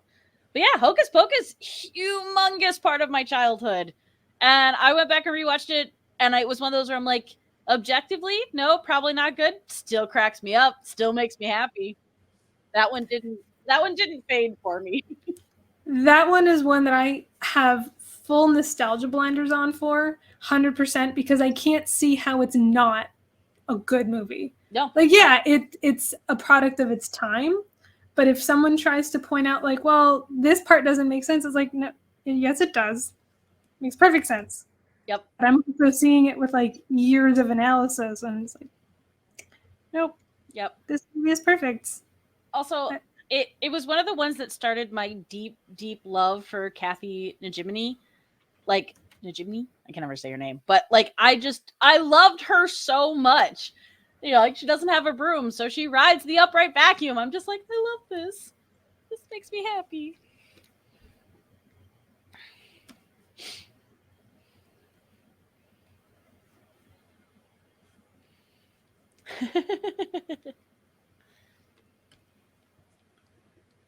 Yeah, I don't know how to feel about the fact that there's a new one.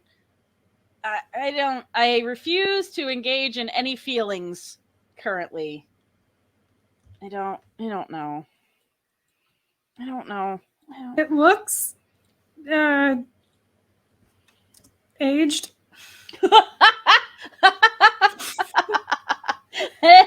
Oh boy.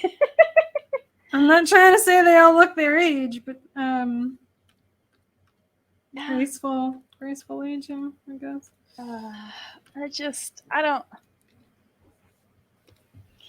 I think I struggle with that because I have did we need this? Did this need to happen? But I don't know. I have feelings on it.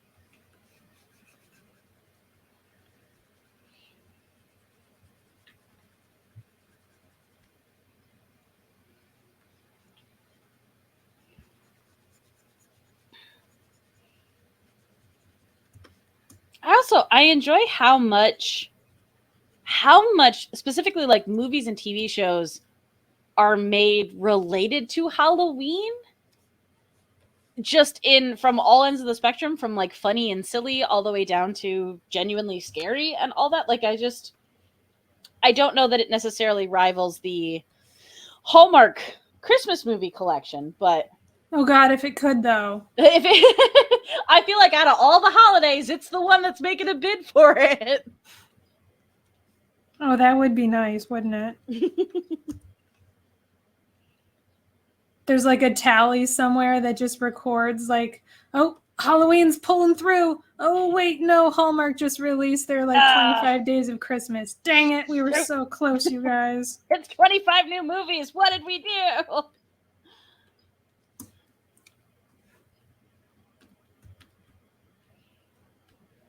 It's like sports team, but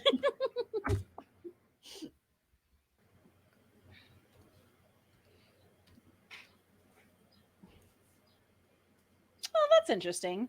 They got into conversations about horror in the chat, and he'd be saying horror is always a political commentary about things that are going on at the time that the movie is made. That's interesting. And yes, Kruggles had mentioned like genre stuff is a little bit exempt from just the nostalgia glasses, which I absolutely agree with. If I have someone who doesn't like love story movies, whether they're Disney princess or they're campy rom-coms or they're even like love stories that I really like, if that's not a storytelling genre that they like it's going to be hard to sell them on any of those.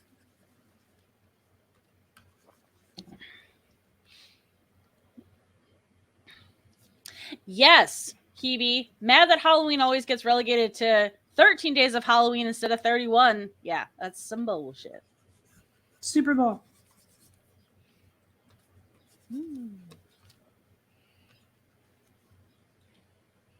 It's glowy and sparkly.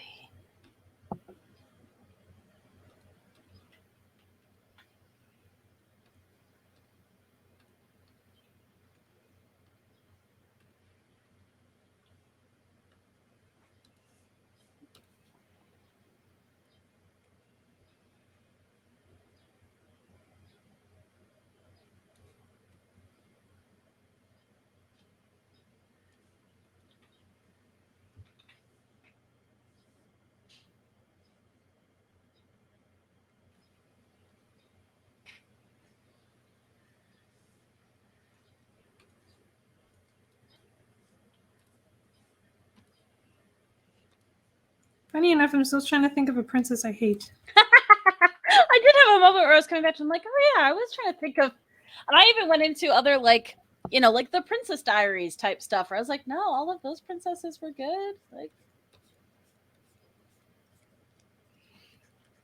there's one princess, the one that I mentioned before, and I saw the movie recently, is Princess Lily from Legend, and that's just because she is a vapid nothing character that you're just like, you caused this whole mess.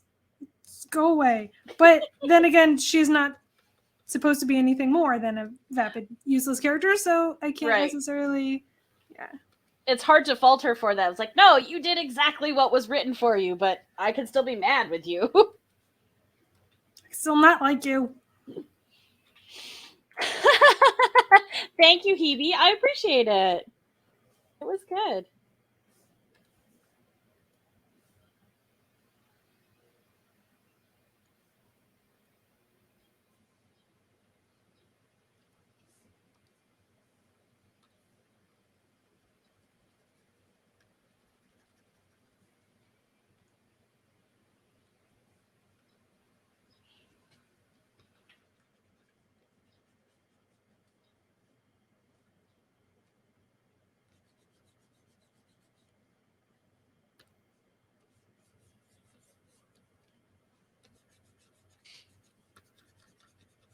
There's something else that Hebe had said that I wanted to go back and grab, but no, I don't know if I can.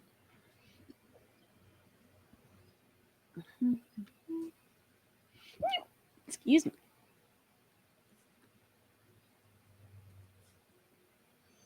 I will say that not researching, but like trying to figure out which princess to do for this, because I had a lot on my list. And it made me think like, wow, we were really inundated with princesses as a kid. Not just Disney either. Oh, like, everything. Like for animated, we had like Zelda, My Little Pony, the Barbie movies. I almost did Lady Lovely Locks. Like that was one on my list. I don't know that one at all. Oh, really? Mm-mm. So it was obviously started, I think, as a toy line. It did get an animated series, but I think it was mainly books first. Okay. And it just super quintessential, girly, cutesy, pink ruffles everywhere. Yep, main character was Lady Lovelocks. I think she was a princess. And then her two friends, she was in pink with blonde hair, and then she had a friend in blue with brown hair called Maiden Fairhair. And then there was a redhead in a yellow dress called Lady Curly Crown. And those were their real names. And it's amazing. It is as ridiculous as it sounds of a show. They had, what were they called? The Pixie somethings. Pixie Tales. Ooh.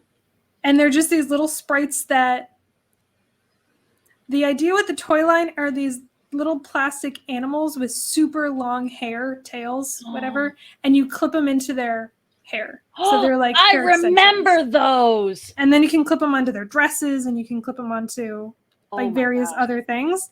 And in the show, they were just these magical pixies that bring powers by clipping into your hair and giving you additional hair color. Amazing. Once again, I genuinely love how little of a premise it took to one, make a toy line, and then two, make a cartoon off of that toy line. I love it. I'm like, no, we don't have to justify shit. And the villain was Duchess Ravenwaves, and everything was hair-based. Like, their magic was hair-based. Oh my god. Like, her hair was the magic thing in the show. That's amazing, and I love it. I think so. Pretty sure. And, yeah. Every animal, like, she had a dog, she had a horse, she had a cat. Everything for the toys just had, like, miles of hair. I feel like, given the opportunity, little Emily would have eaten that shit up. Because it's funny, because for, like, what I liked to watch, I loved to watch human stories. Like, I didn't get as excited about some of the other ones. Like, okay, Fox and the Hound came out, and I'm like, yeah, okay. Okay, Robin Hood's exempt from that because it's the perfect Disney movie because that Fox. But I was much rather watch the humans take place. But when it came to toys, I was straight up horse girl. Like, I wanted horses, I wanted ponies, I wanted little kitty cats. Like, I wanted those stories. So I feel like there's a chunk of any of the other princesses that I missed while I was just being a horse girl. So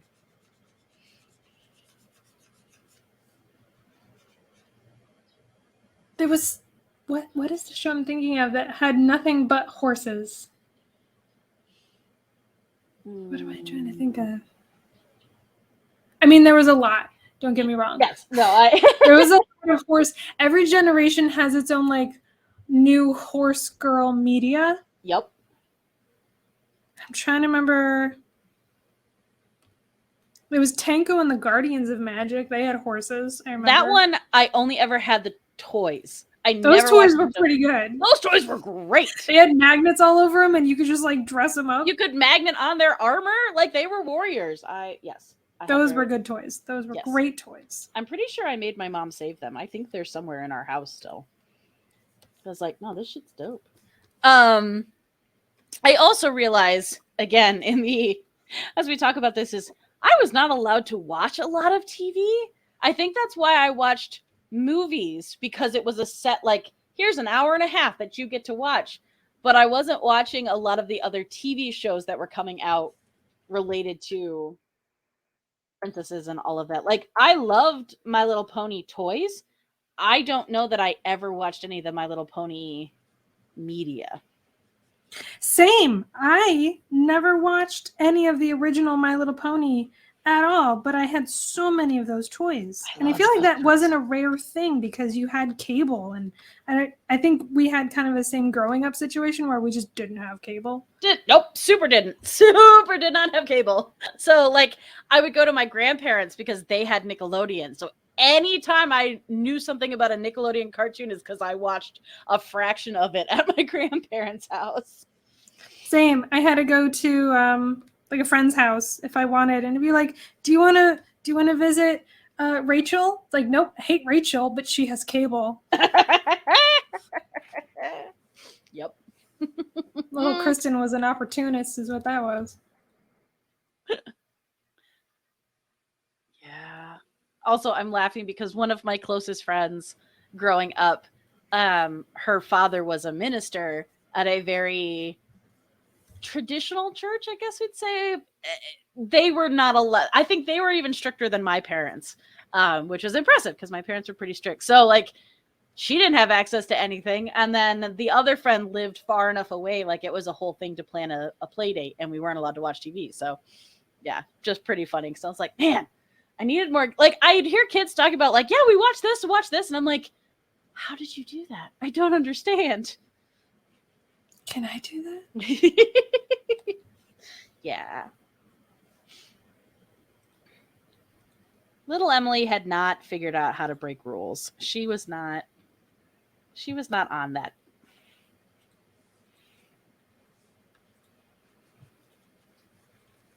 Yeah. Yeah. I don't know. I feel like I didn't really become even challenging rules or anything until middle of high school, maybe.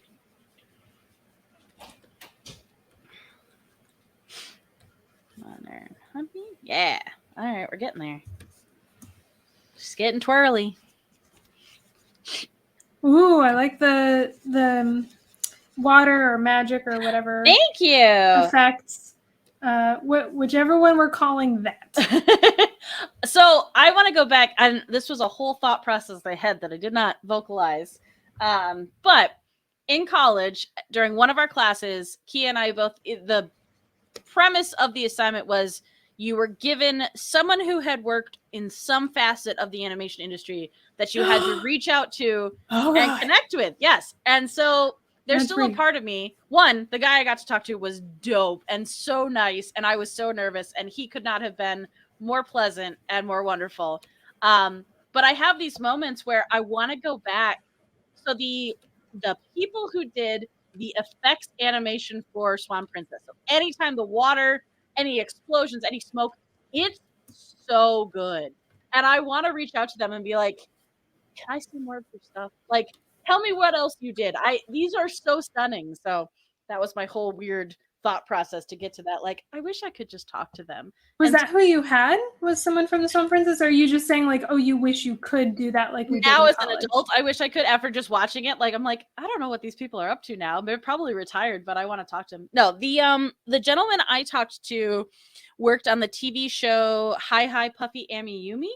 Oh God, I remember that show. Yep. So, but he was so nice. We talked about a book series that we both really liked, and we talked about Homestar Runner.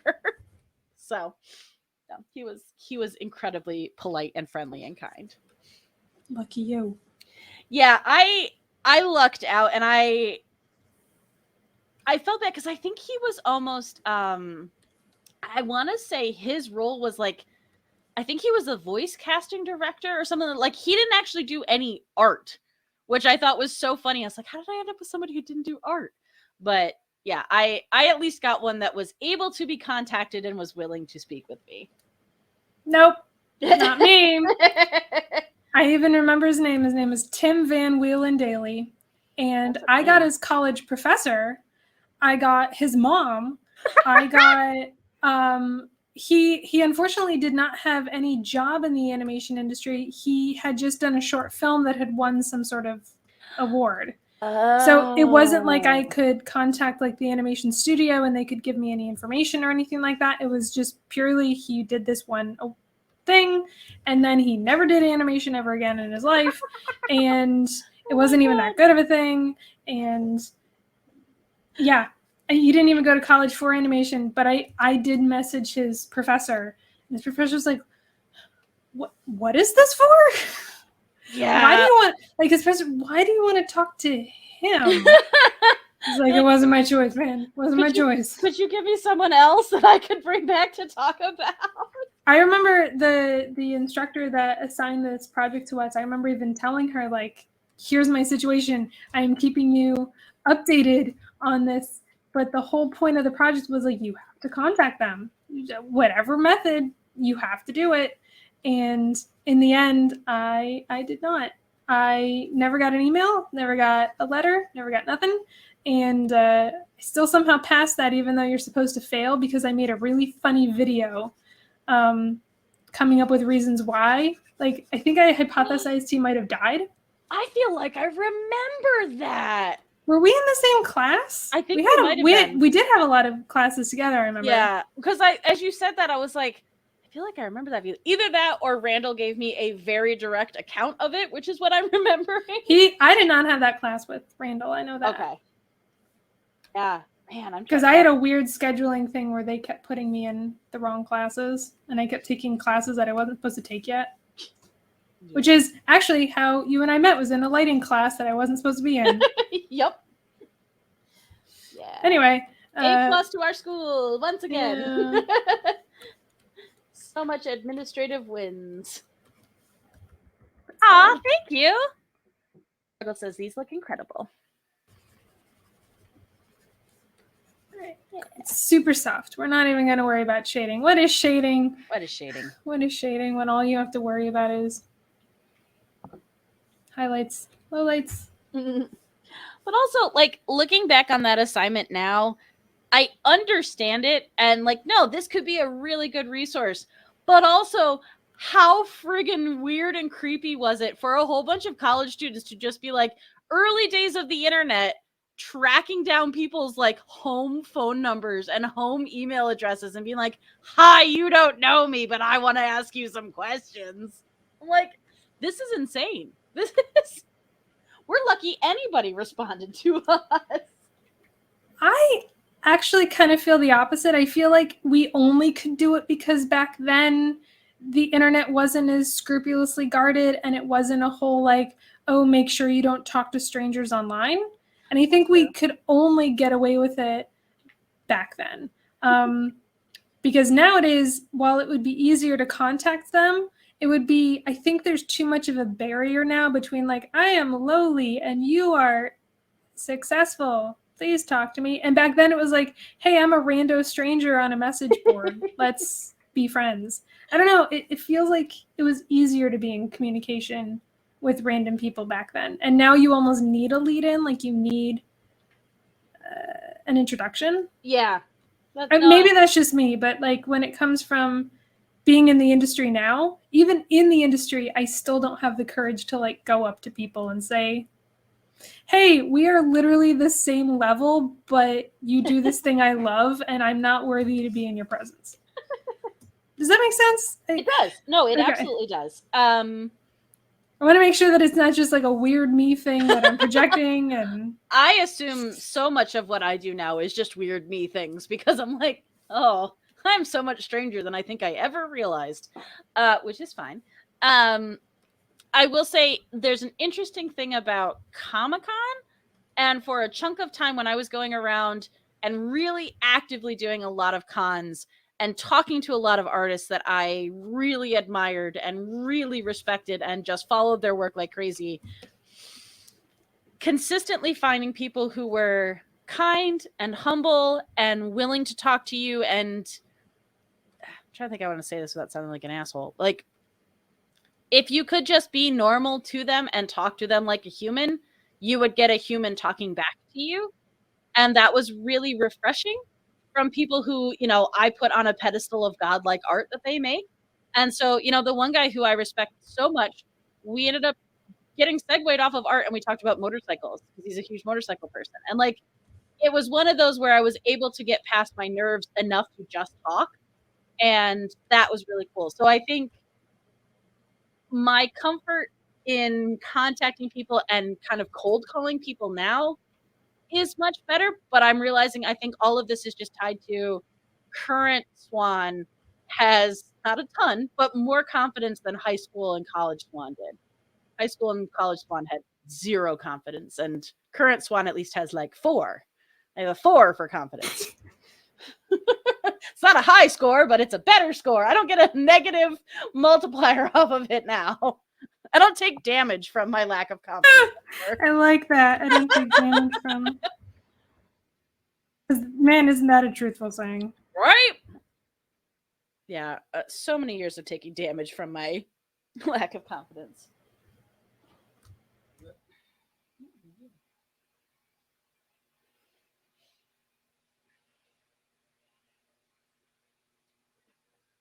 No, that is 100% true. If you just go in acting like a real human being, it's amazing how people are okay to talk to you. And I think it's interesting because there's some of like and at least the very specific interactions I can speak to, being behind the table or being the person on the other side of the table, it's also dependent on what you're looking to get out of the situation. Sometimes I'm just looking for them to sign my book and talk about art a little bit. Sometimes I'm looking for a portfolio review, and it's going into that with realistic expectations, which I think is kind of hard for some people and in some circumstances. So it's learning how to navigate those social situations, which after the last 2 years, none of us know how to do anymore. Nope. So all bets are off. I think a good part that you mentioned is not putting them on a pedestal. I think that's a really important. Yeah. It's like if you're nervous to talk to someone, just pretend like they're a human, which they are. Which they are. Yeah, and again, I have been incredibly lucky that I've only encountered a couple of really jerky people, and I just don't ever go and see them again, and I don't talk to them. Like that was the end of that. I was like, oh, nope, either you're having a bad day or this is just who you are, but I don't need to seek you out again. But yeah, being able to respect someone and their talent, but also realize that no, we're at the same show. We are both sitting behind tables. We are both just people. Again, this is like 10 years worth of work that got me to this point. So it took a while for my brain to understand that.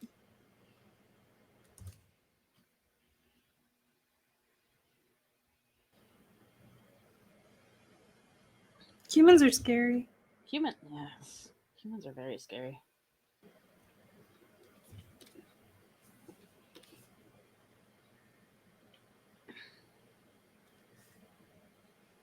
Yeah, all in all, I want to reach out to the effects team from Swan Princess. That's the moral of this story, is I just want to tell them how great they are.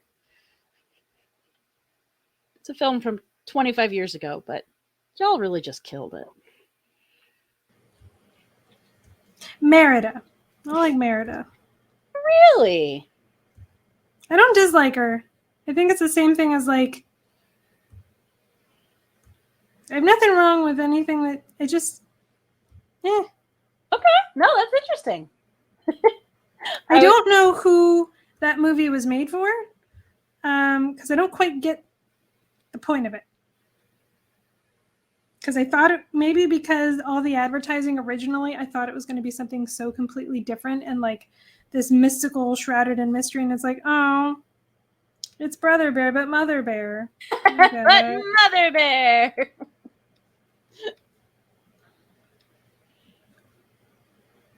But also, Brother Bear had Phil Collins working on the soundtrack again. So I mean, yeah, it just slaps. It does. Did not need to go as hard as he did. Nope. He really shows up for Disney and Disney movies, and I appreciate that. I hope Disney appreciates it. I hope so. Because they don't use them enough.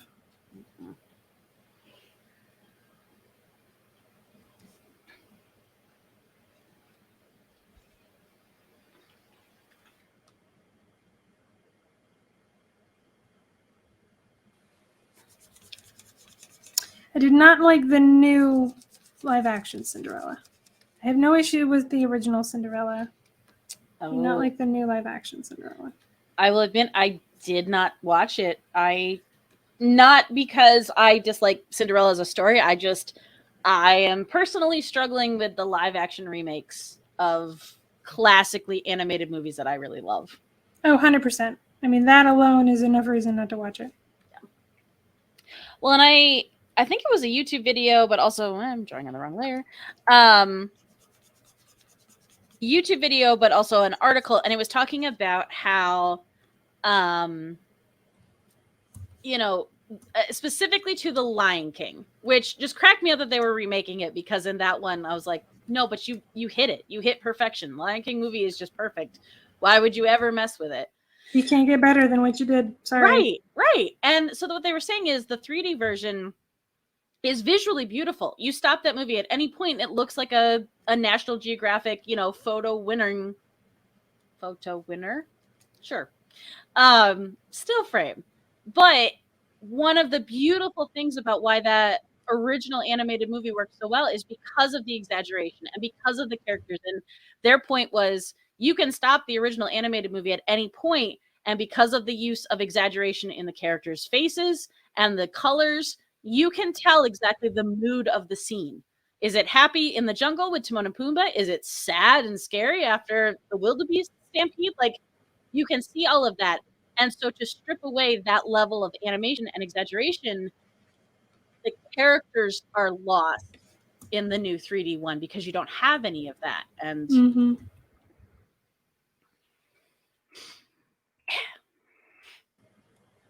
it was a visual demo reel, and that was about it. Yeah. And again, it's absolutely nothing against the incredible artists who worked on it and made it beautiful, but again, I didn't need it. It was not needed. Exactly. Oh, yeah. So was it what was it? Lily, not Lily Allen. That's the wrong one. Who was the girl who played the new Cinderella? Because Hebe also brought up the Camila Cabello one, which I've only ever seen like hot take videos on and haven't been able to bring myself to watch it. Same, I have not watched it either.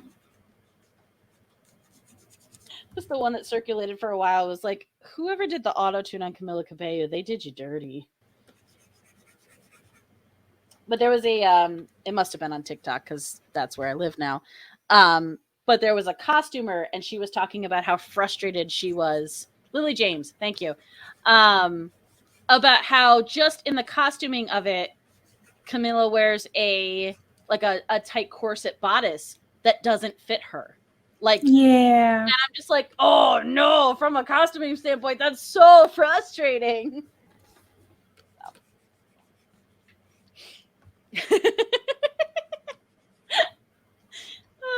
I'm not going to sing it, but I feel like I can hear it in my head. Hebe says, am I wrong? It's so good.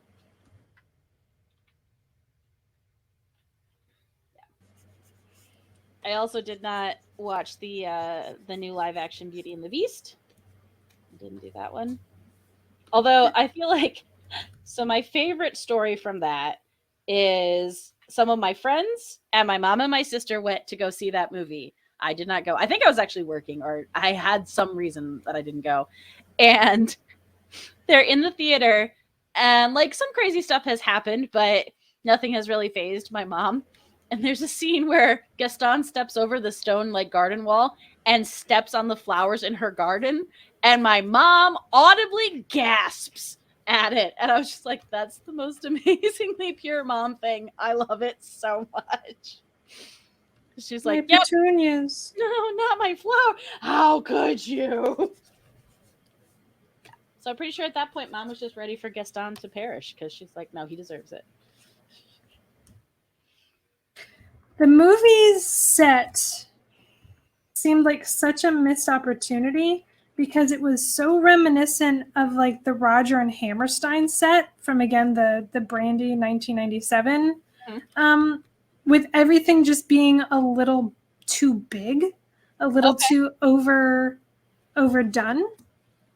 and I kind of liked it. So I'm almost sad that they didn't go for like a Roger and Hammerstein-esque sort of over the top, or else keep it gothic and dark and realistic, which is obviously what they were going for. Yeah. And this is for the Disney remake of Beauty and the Beast. Okay. The sets have all these like crazy architecture in them that is straight out of a Roger and Hammerstein. But I don't think that they meant to do it on purpose, because it just doesn't fit. Gotcha. And then Hebe is also right. The dress doesn't fit. It's unbalanced. It's the wrong classic period. Like, it doesn't have to be historically accurate, but it should at least, like, I don't know, fit the romanticized version of that time period, and it doesn't. Yes. No, that I agree completely, because again, I will suspend my disbelief if you give me just this amorphous, weird, historical, romantic period. You know, it's what Kruggles and I have talked about with a lot of the Shakespeare stuff we do, is it can just be like generic history, and that's fine, but you've got to keep the same generic history in all of them, because then it all fits and it all makes sense together. Mm-hmm. So if they at least even stuck to that, but they didn't. Yeah. I feel like sometimes whenever they try to do the whole, oh, this star is playing this famous character, and then they give the star a little too much control, and it's like, no, that's why stars are not directors. Yeah. And I mean, this is not a new take. This is something that I've heard thrown around the internet a lot. But like the whole thing that Disney is just trying to remake them, not only to obviously stay up to date with the franchise, but everyone has to be like a criticism or addressing the criticism. Yes. And it's like, but that really, that's not a good motivation. It's not a full enough reason to make a whole ass movie. Make a documentary about it or something, you know, like merchandising. I get if you want to just make money, that's fine. Yeah. Nope. Yeah, and that's Kruggles gets into. Yes, exactly. 2 great points. They're all written by the people who wanted to be cool by hating Disney princesses, and it's nothing against Emma Watson as an actress, but I struggle when you don't cast strong singers, like actually talented, musically inclined singers. It's, you know, not that I was expecting much out of the Les Mis movie, but I struggled with it because there's some really strong voices and there's some not really strong voices, and it's tough too with any show that I have any familiarity with, like Broadway voices, like Sweeney Todd. The Sweeney Todd Broadway people are incredible, and I just don't feel like, while he fit visually, I feel like Johnny Depp doesn't have the same range as, you know, this incredible baritone who is singing his part on Broadway. But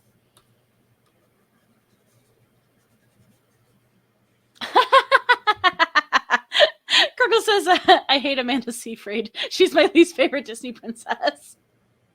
Yep. I struggled with her in Mamma Mia as well. I struggled with Mamma Mia. I don't know why. I struggled with that one.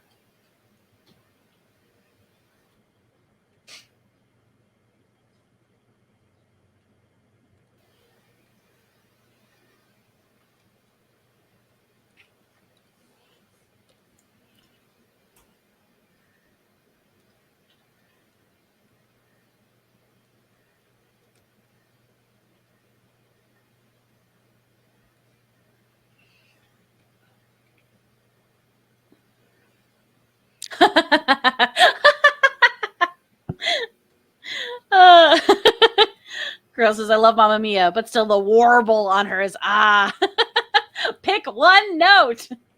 Yeah, okay, so answer me this, because this is not a thing that I genuinely know. I just know from my personal experience. I feel like when I was growing up and I was in chorus and I was around really good singers, there was this push that you had to sing, if you, especially as a sopranos, which I have never been, you had to have the vibrato. You had to hit that note and then you had to wiggle it. And that was the only way to show that you were a great singer. And was that just a fad? Or is that a thing? Like, also, thank you, Randall. Love you, princesses. I just want to take Nicole's home with me. Like, just love friends.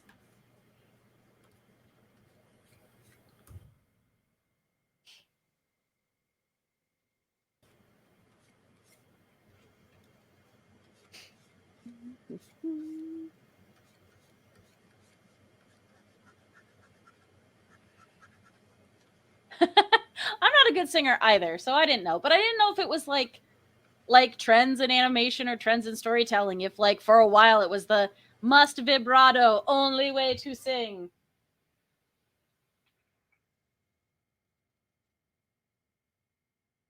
Oh no, we went to space. What the heck? I think my cam crashed, so that's fun. No.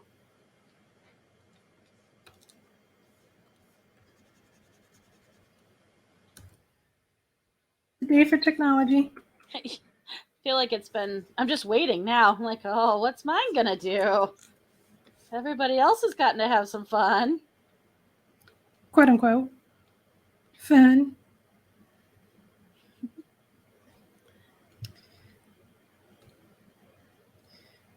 Yeah. Well, Kruggles, I have all of your theater friends now. I can I can pick their brains. Tell me the secrets. So I don't know if this is a question that really applies to everyone. Was there a princess that you like obsessed over as a kid? Ooh. Yes. Yeah, yes. And not because she's ever been my favorite, but nope, I can pinpoint it. I have a story. The one time I went to Disney as a child was right around when I was 8. And it's when they were in production on Pocahontas. And at the time, you could still go and you could do like the catwalk above and look down and see the I remember that. Mm-hmm. Yeah. So you could see them working on it, and they were working on Pocahontas. And so like little Emily's hype for that movie and that style, and that like I was obsessed.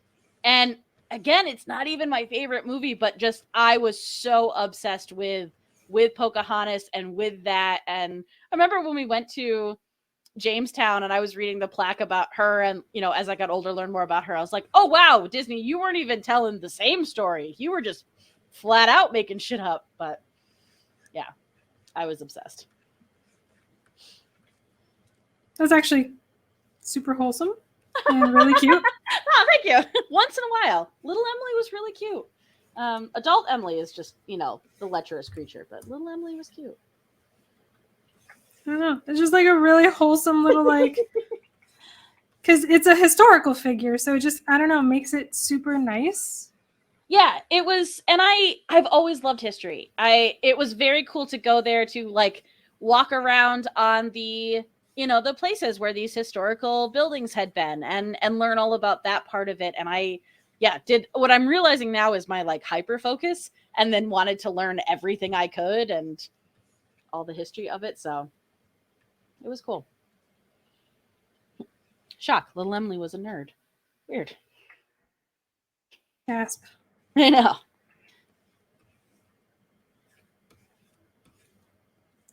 I had a weird one, and it wasn't with a Disney princess, and it had no logical reasoning behind. Well, it did. I was obsessed with She-Ra, Oh. but I had never watched the show. I never saw it, didn't know what it was. What happened was my grandmother gave me a birthday card, and it was a She-Ra birthday card.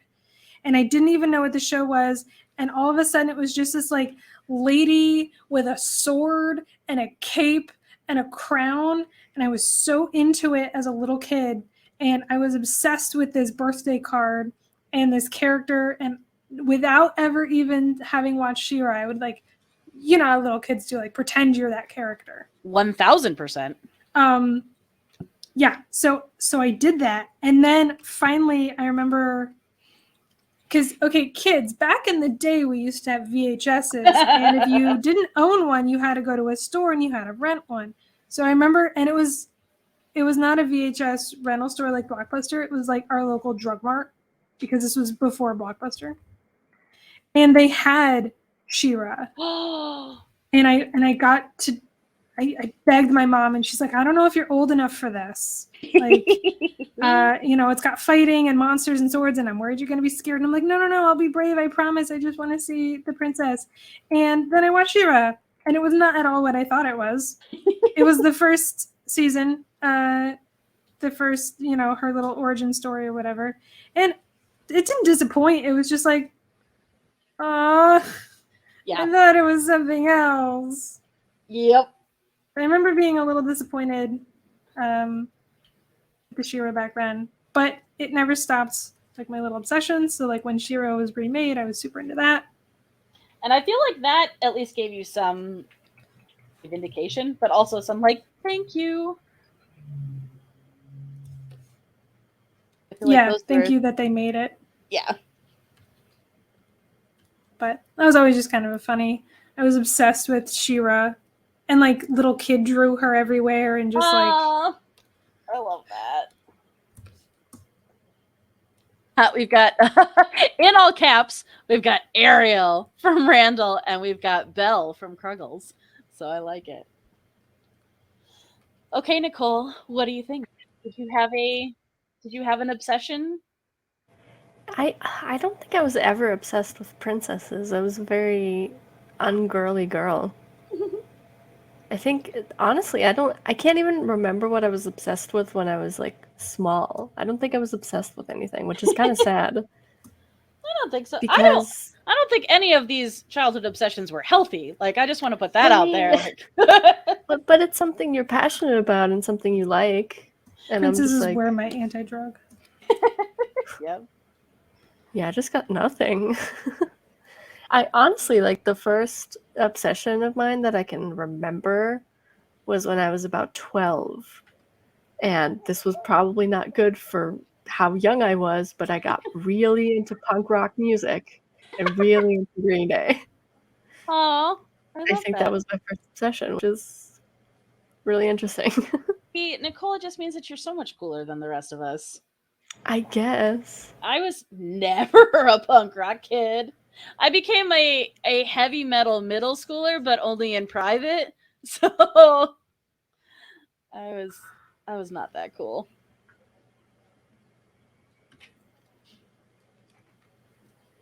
Yes, Kiwi brings up Power Rangers. I was big time into Power Rangers. I would be out in the front yard pretending I was the Yellow Ranger, fighting all of the imaginary putties. Like I was big time in on Power Rangers. I was, of course, Pink Ranger. But yeah, pretty hardcore obsessed with Power Rangers too.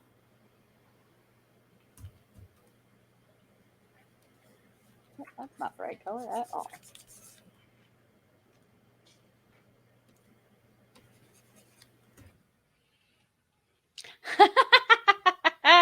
Yeah, weird, Randall.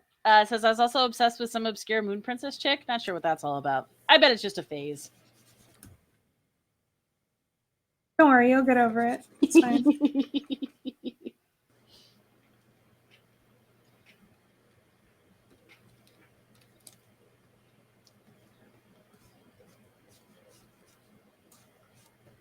Yeah. I wonder too if it's the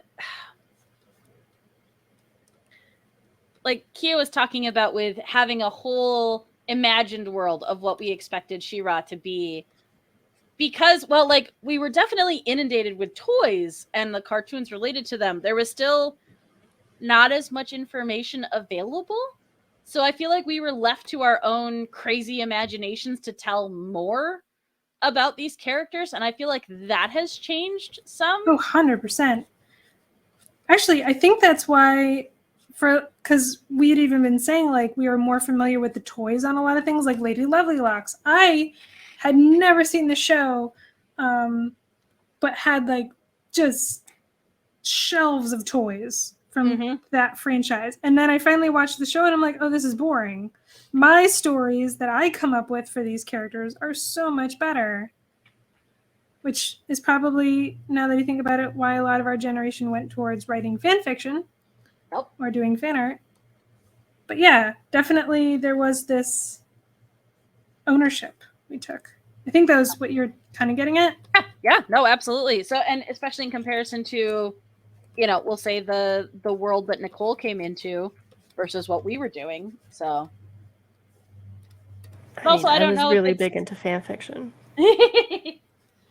There's never any shade about that, because yeah, some of that stuff is really good. Some of it's really good.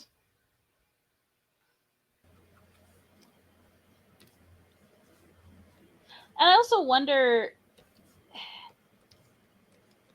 and it's a hard, I would say, not comparison, but I wonder how much in your like childhood growing up not in the US, like if things were pushed in the same capitalistic way that they were here, where it was, you know, I always think of like Transformers in the 80s and G.I. Joe and all of these like shoved down our throats, and Barbie and Disney and all of that. And I don't know, you know, how much of that translates to what you were interacting with. Yeah, I don't know. So I know that a lot of the big ones, like Barbies, obviously, you know, came over here. They're still pretty big here for some reason. I don't know about G.I. Joe, though, because that seems like a very American experience. What? That's so weird. I can't imagine. Sorry, I could not keep my my laughter in check for that one. Yeah, that one feels like us. Yeah. Yeah. I think probably like Transformers and stuff like that was probably big here too. But I wasn't a Transformers kid. I was more of a Barbie and Lego kid. Which was interesting.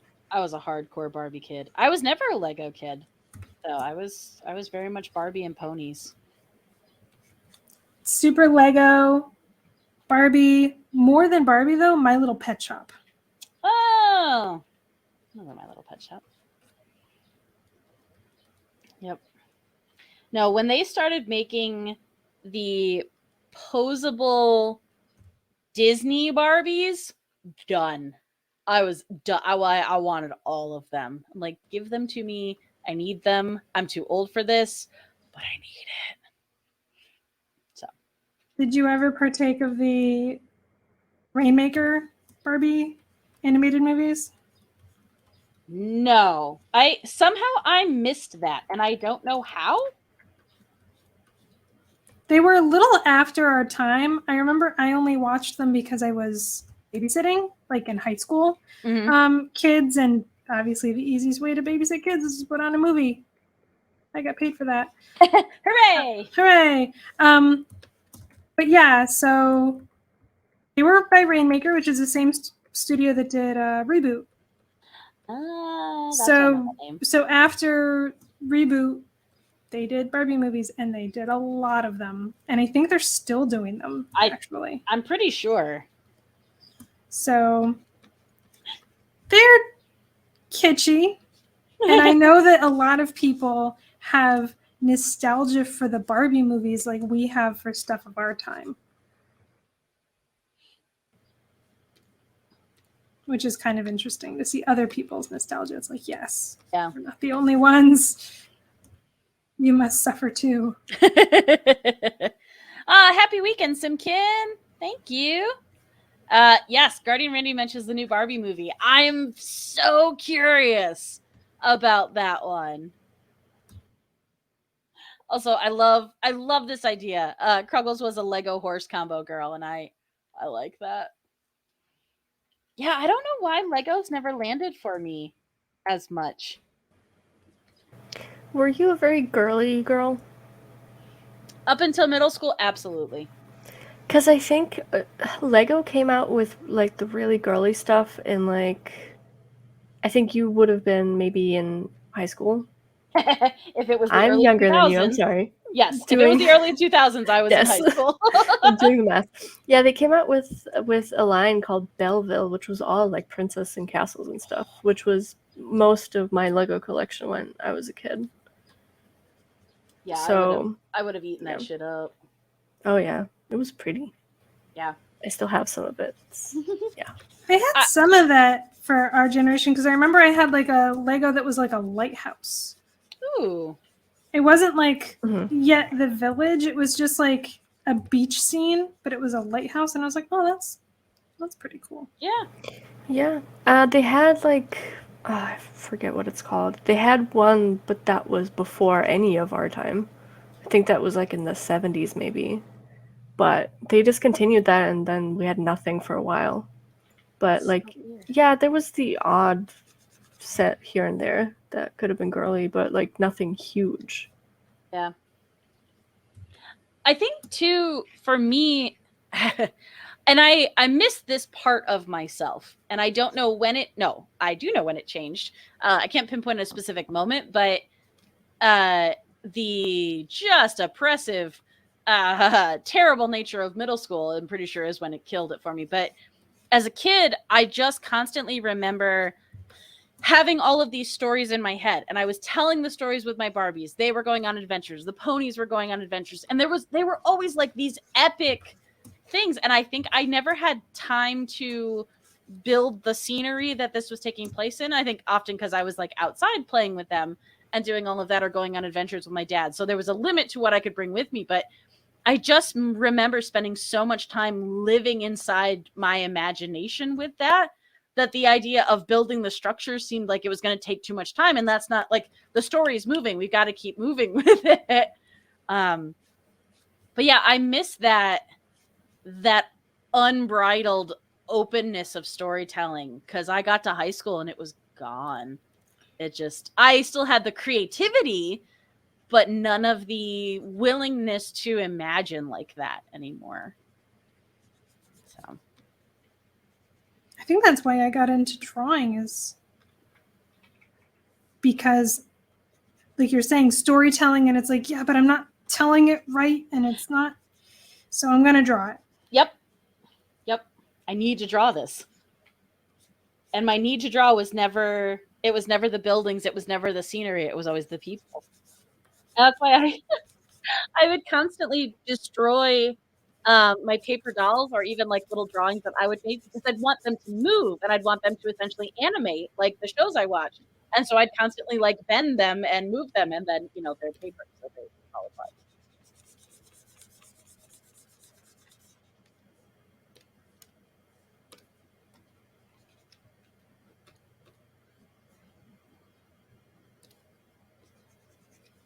Can you imagine the amount of stories that my dad had to sit through as I was telling him these epic tales that I was coming up with? And so, okay.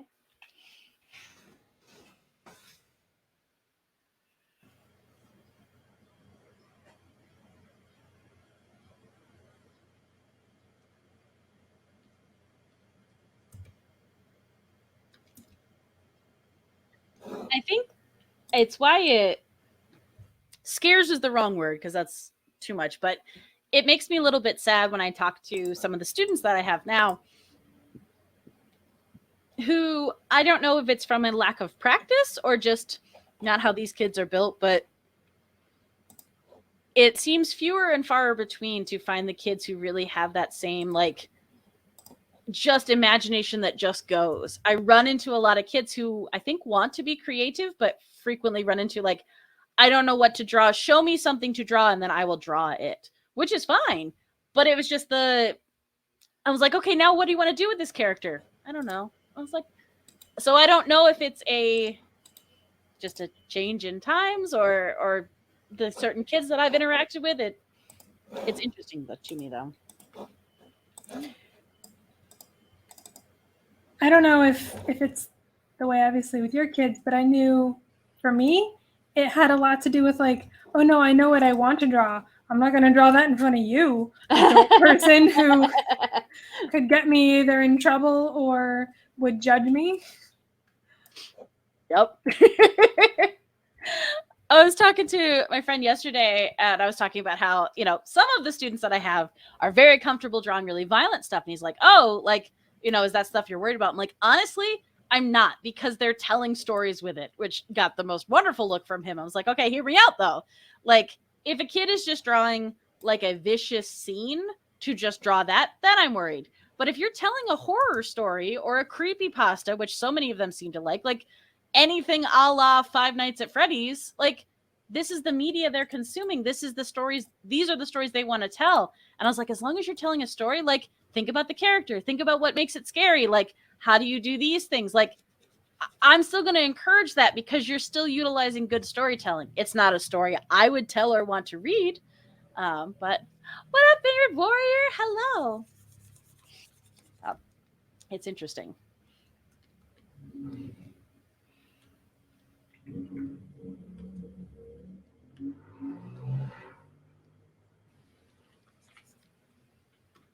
Okay. And then of course you have all the self-indulgent ones where, you make yourself into a princess, and that's okay too. Yes. Oh yeah, I was often the hero of my stories, which is how it should be. I was the main character, gosh darn it. Everyone should feel like the main character in their own story. Mm-hmm. I'm also curious how much of that was growing up as an only child for a good chunk of my childhood. And once my sister came around, by the time I think she was to the point of really doing a lot of play stuff, I was getting ready to go off to college. So we played and imagined very differently. Because I am also an only child, I would credit a lot of my creativity, but more so than that, ability to entertain myself with my own mind and creativity, to being an only child. And, not only wasn't I an only child, but I was like the only kid for literally like 12 miles because it was in the middle of farm country. Yup. Yep. Once again, having very similar childhoods. Very similar, yes. So, having to entertain yourself, and then it being weird when you had to be around other children, and it's like, I have to share being the main character? Yep. I don't know if I like this. Yeah, you play different. Oh. Or, again, seeing if you have the same sort of indulgent childhood trauma experience.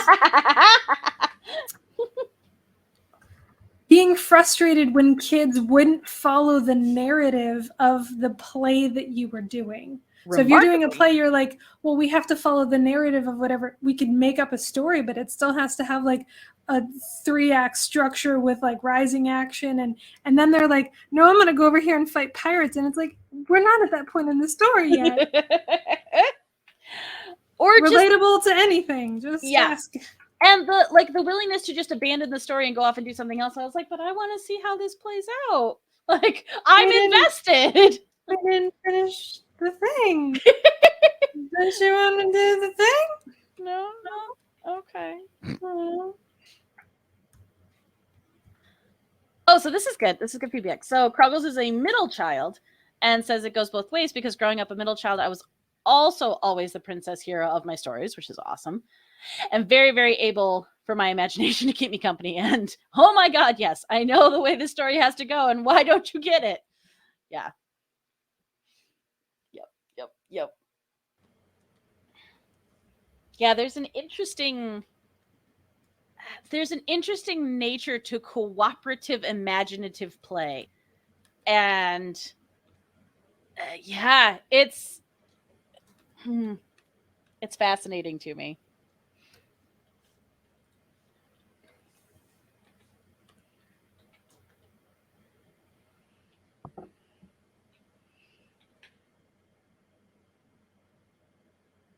also a different experience because I remember, especially in summertime, the quote unquote the kids I spent the most time with were going to be my cousins, who were all boys and played very differently. But I was happy to play like with them and how we do it. And a lot of it was like, on the beach building sandcastles that were fortresses and then like slingshotting rocks at them because they were under assault. It was usually battles. There were usually battles happening, but that was a lot of fun.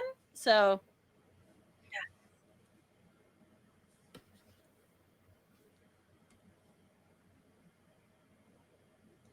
yeah, unpacking so much childhood stuff.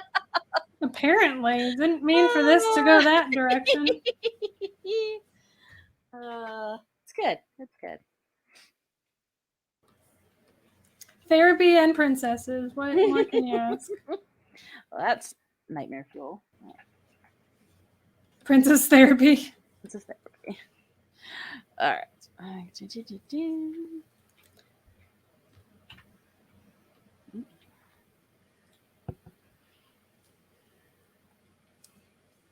Yes, I completely agree. Kirkle says birth order and how it affects personality is really fascinating. Yes. Because one of my good childhood friends was the youngest of 3. She was the only girl, and both of her brothers were 6 or 7 years older. So they were significantly older. I think when we were playing in elementary school, they were in high school. So it was, yeah. And then the other friend that I talked about, she was one of 5 in the church family, and she was second youngest, if I remember correctly. I think. It's terrible. I should know, but it's been a while.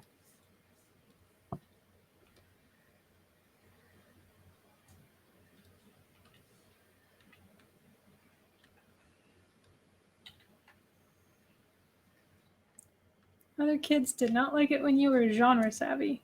They picked that up real quick.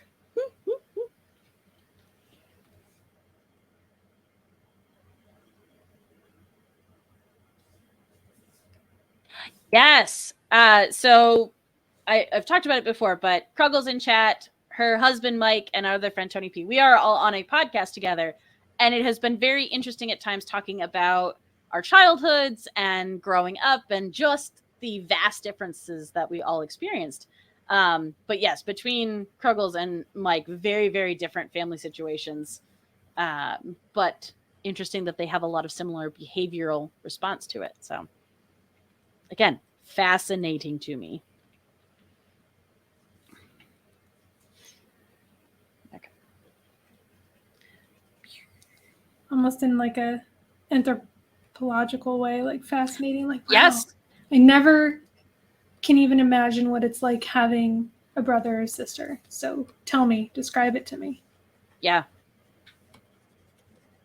Yeah, I think I got close to what it was like having a close in age sister with the 2 friends I had in elementary school.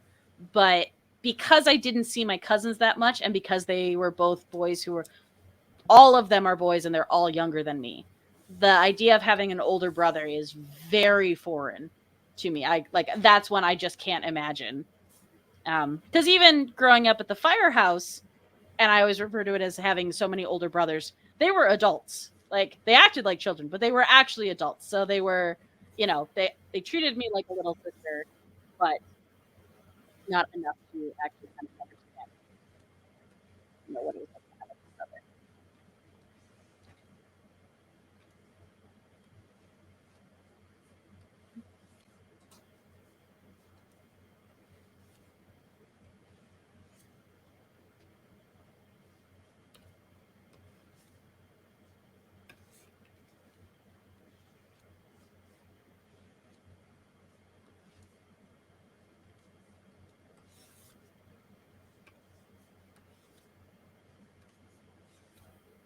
Oh, yeah, 2 close sisters, but no cousins. Well, and I'm always surprised by families that have, like 30 cousins, where they just either, or a bunch of them that were always around each other or saw each other a lot and grew up together. That's like very fascinating to me. that was actually me. Ah. No siblings, but I grew up with my second cousin once removed. Her name was Hadley. And we just like our extended family just knew each other and stayed in contact. So the closest thing I ever had, I guess, to siblings was the once a year that I get together with all my cousins. Yeah. But it wasn't like siblings because you could leave each other. Yup. And you had different parents. So when something bad happened, you would go and cry to different people. Yep. Also, I think I was the second oldest. So babysitting duty. Lots of babysitting duty. Yep. Yeah, the first cousin who's younger than me is only a year younger, but I didn't really spend much time with him. So then the one after that is 2 years younger. And then the next one is 4 years younger. And then the next one I think is like 5 years younger. And then my sister, who is 10 years younger. So, yeah.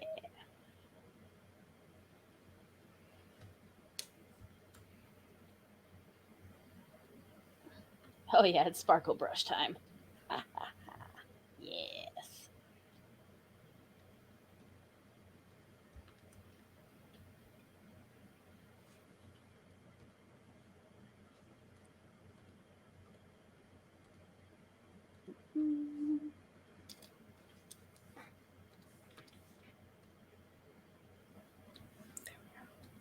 Save your work if you haven't. Hey, I did actually at least once save my work. It's got a name.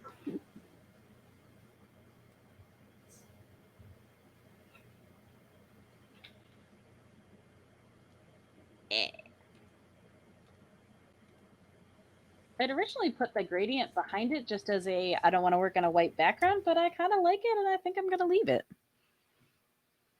Oh, the gradient? Yeah, I like the colors on it more than I thought I would, so. I mean, I planned this and did it on purpose. Ha ha ha ha. Yes. So, Mayor Squish, are you ready for show and tell? Are we ready to wrap up Princess Time? Or Princess Play Date? I may or may not have been ready for a while. Yeah, I know. I I was getting too much into my sparkles. That's okay. same. All right. So yeah. Let's see. This is her. I don't know if you can actually tell that. She's shiny. You could kind of tell that the dress is all Oh, it's got foil. That's very cool. Or yeah. Is that like a gold pen? Liquid? It's metallic watercolor. Yeah. That's a thing? It's a thing. It it's my favorite thing. Yes. Nicole has all of the coolest like metallic watercolor sets. And yes, they're incredible. I have this one. Look at them. So shiny. And like really pigmented, which I was amazed at. Yeah, it's amazing. Yeah. No, so yeah, that's my little sparkly princess. And remind me, it's from Final Fantasy 14? Yes. And what are their names? So the race or the creed is called Lalafell. Okay. They're just small people who look like children, but they can kick butt. And then little squirrel chipmunk kind of person thing. Reminds me of a sugar glider. The flying squirrels. Yes, I should have said that. No, you're good. I got one. I got a cute animal fact. Yay. And hey, if people want to see more of your cool watercolors, where can they find them? You can find me pretty much everywhere on the internet at Mayor Squish. Keep an eye on my Etsy shop. There may have been delays because of illness, but it's coming. Yes. And that's in that banner there. All right. Boop. In this back. And Pretty Princess Time number 2. Yay! So, as a reminder, I did Charlotte. I think she's just Lottie or Charlotte from Princess and the Frog. The most quintessential princess aesthetic, I think, that Disney has done. And she is technically a princess for one day. It counts? It counts. So, yes, I went as sparkly and poofy and pink as I possibly could. Oh, I love it. And I had really a lot of fun drawing her face because she just has this really nice round face. Like she's all circles, which is kind of super fun. But she also has this like old-fashioned like bedroom eyes that they gave the original 1920s Barbies, like those really like heavy lids with like the really squinty eyes. So she has that kind of old retro feel on her as well. She reminds me a lot of the original Barbie, actually. Yes, OG Barbie and Betty Boop. Like Betty Boop was those great circle shapes, and she's got these great like eyelashes, and that's actually a good reference. I didn't think about Betty Boop. Yeah, and then obviously just her little ginormous skirt. That top translucent layer, chef's kiss. It's so good. It turned out so hard to get that too because I couldn't figure out how they did it. Yeah, no, it's so good. Yes, Kruggle says I need that dress in my life. Right. Yeah, it's oh my god. I have seen some people like try to make this to like cosplay it, and it's just like, where is that weight has to be on your hips? I can't imagine how heavy that is. Yeah, it's those crazy structures during like Marie Antoinette where they were building like frames underneath to give you these wide hip things that don't fit through doors and yeah, like the cages. The hoop skirt cages. Yeah. Yep. Oh, so good. So good. Also, just I love, and this speaks to it not being a just, I happen to do this, but a purposeful thing. I love the rounded shapes in all of the sparkles that are coming off of her and how they all kind of have these heart shapes and beautiful curves to them. Like it all ties in so beautifully. I couldn't figure out what I wanted to do as a background, but then just heart. Like she's in front of one of those game shows. Yes. She would be. She would go on a Try to Find Love game show, 100%. Mm-hmm. And I would watch a delightful character. She is. Now I really want to watch. She saves that. I'm gonna give that a rewatch and see, and then get mad all over again. I'm like, why are they still frogs? You can just watch the compilation where Lottie's on camera. That's fine. I like it. And hey, if people want to follow more of your stuff, where can they find you? Mainly on Instagram, but you can find me pretty much everywhere. Tumblr, Twitter. I do have those, though I don't post that often. And it's either Kia or Kia Creations. So depends. Either one. Excellent. But yes, I love drawing pink, poofy, sparkly princess. This was right up my aesthetic alley. I actually was hoping I could draw more princesses, but I got super into the sparkles on this one. Yes, so. I feel that. No, I feel like we can bring Princess Sparkle back. I feel like that would be good for all of us. All right. Do this, and there we go. All right, so I did Odette from the Swan Princess, and since I was having so much fun trying to figure out how dress and fabric work, I drew it 3 times. I did incorporate her other, like we were saying, the other outfit that doesn't have as many poofy sleeves, but then still went traditional, the full poof, and then just big time twirl in it, which I like that I had such nice, like, hard, concise lines at the top and then got to some of the dress and I was like, nope, just gonna scribble. That's what I'm gonna do now. But it was fun. It was fun. And I'm happy. I think I still want to work into the water effect a little bit more because there's spots of it that I really like and then it just kind of fades out. But yeah, I like it. I had a lot of fun drawing this character. She's very fun. It was fun rewatching the movie. It was fun getting back into this character. And finally I tried to sneak in a little swan glowy silhouette there in the background and I need to fix the wings, but it was fun. She has a nice color palette. She does. She's very pleasantly colored. I think even as a kid, I was thrilled that she wasn't just pink. And right? I liked pink, but I was happy that she was kind of blue. And it matched in my brain. Somehow it read as swan to me without being white. So yeah. And she also, her dress is not any more or less functional than any other princess, but I believe it more. Yes. Like as a normal everyday dress rather than just like the one special gown. Yep. And her, like the wedding dress that she gets has all these cool little like swan accents to it. And it's very pretty, but I like that. Like you said, her day-to-day stuff was pretty functional. You believe that she could run around and do things in it. So. And as you pointed out, flats. Ballet flats. Yes. So happy. Emily is so happy. I like your different studies of the twirl. It's almost like she's animating. She's like getting ready for the twirl. Yes. I had all these great references, which I can show again. And I was just like, so I was just sketching different parts of it. And I was like, I love this movement. I love all of this great motion that I want to keep. So yes, I'm sorry. I will admit, Kruggles, I do identify with the blonde princesses. She's blonde hair, blue eyes, and her thing is swans. Like I couldn't help myself. It works. It works. Sometimes an aesthetic works. Yep. But yeah, just fun. Also, she's got a little sass to her, which I appreciated. She's one of the feistier ones. But no, this was super fun. I'm glad I finally got to draw her. I think this will not be the last time that I draw her, considering how many pages in my sketchbook have her in it now. So yeah. This is super fun. Thank you so much for everyone for hanging out with us. Thank you all for drawing princesses. Yay. If you drew along at home, thank you so much. Yeah, if you want to find any more of us, follow us across the internet at Doodle Crew Draw. And we will see you again next time. We love you all. Goodbye. Bye.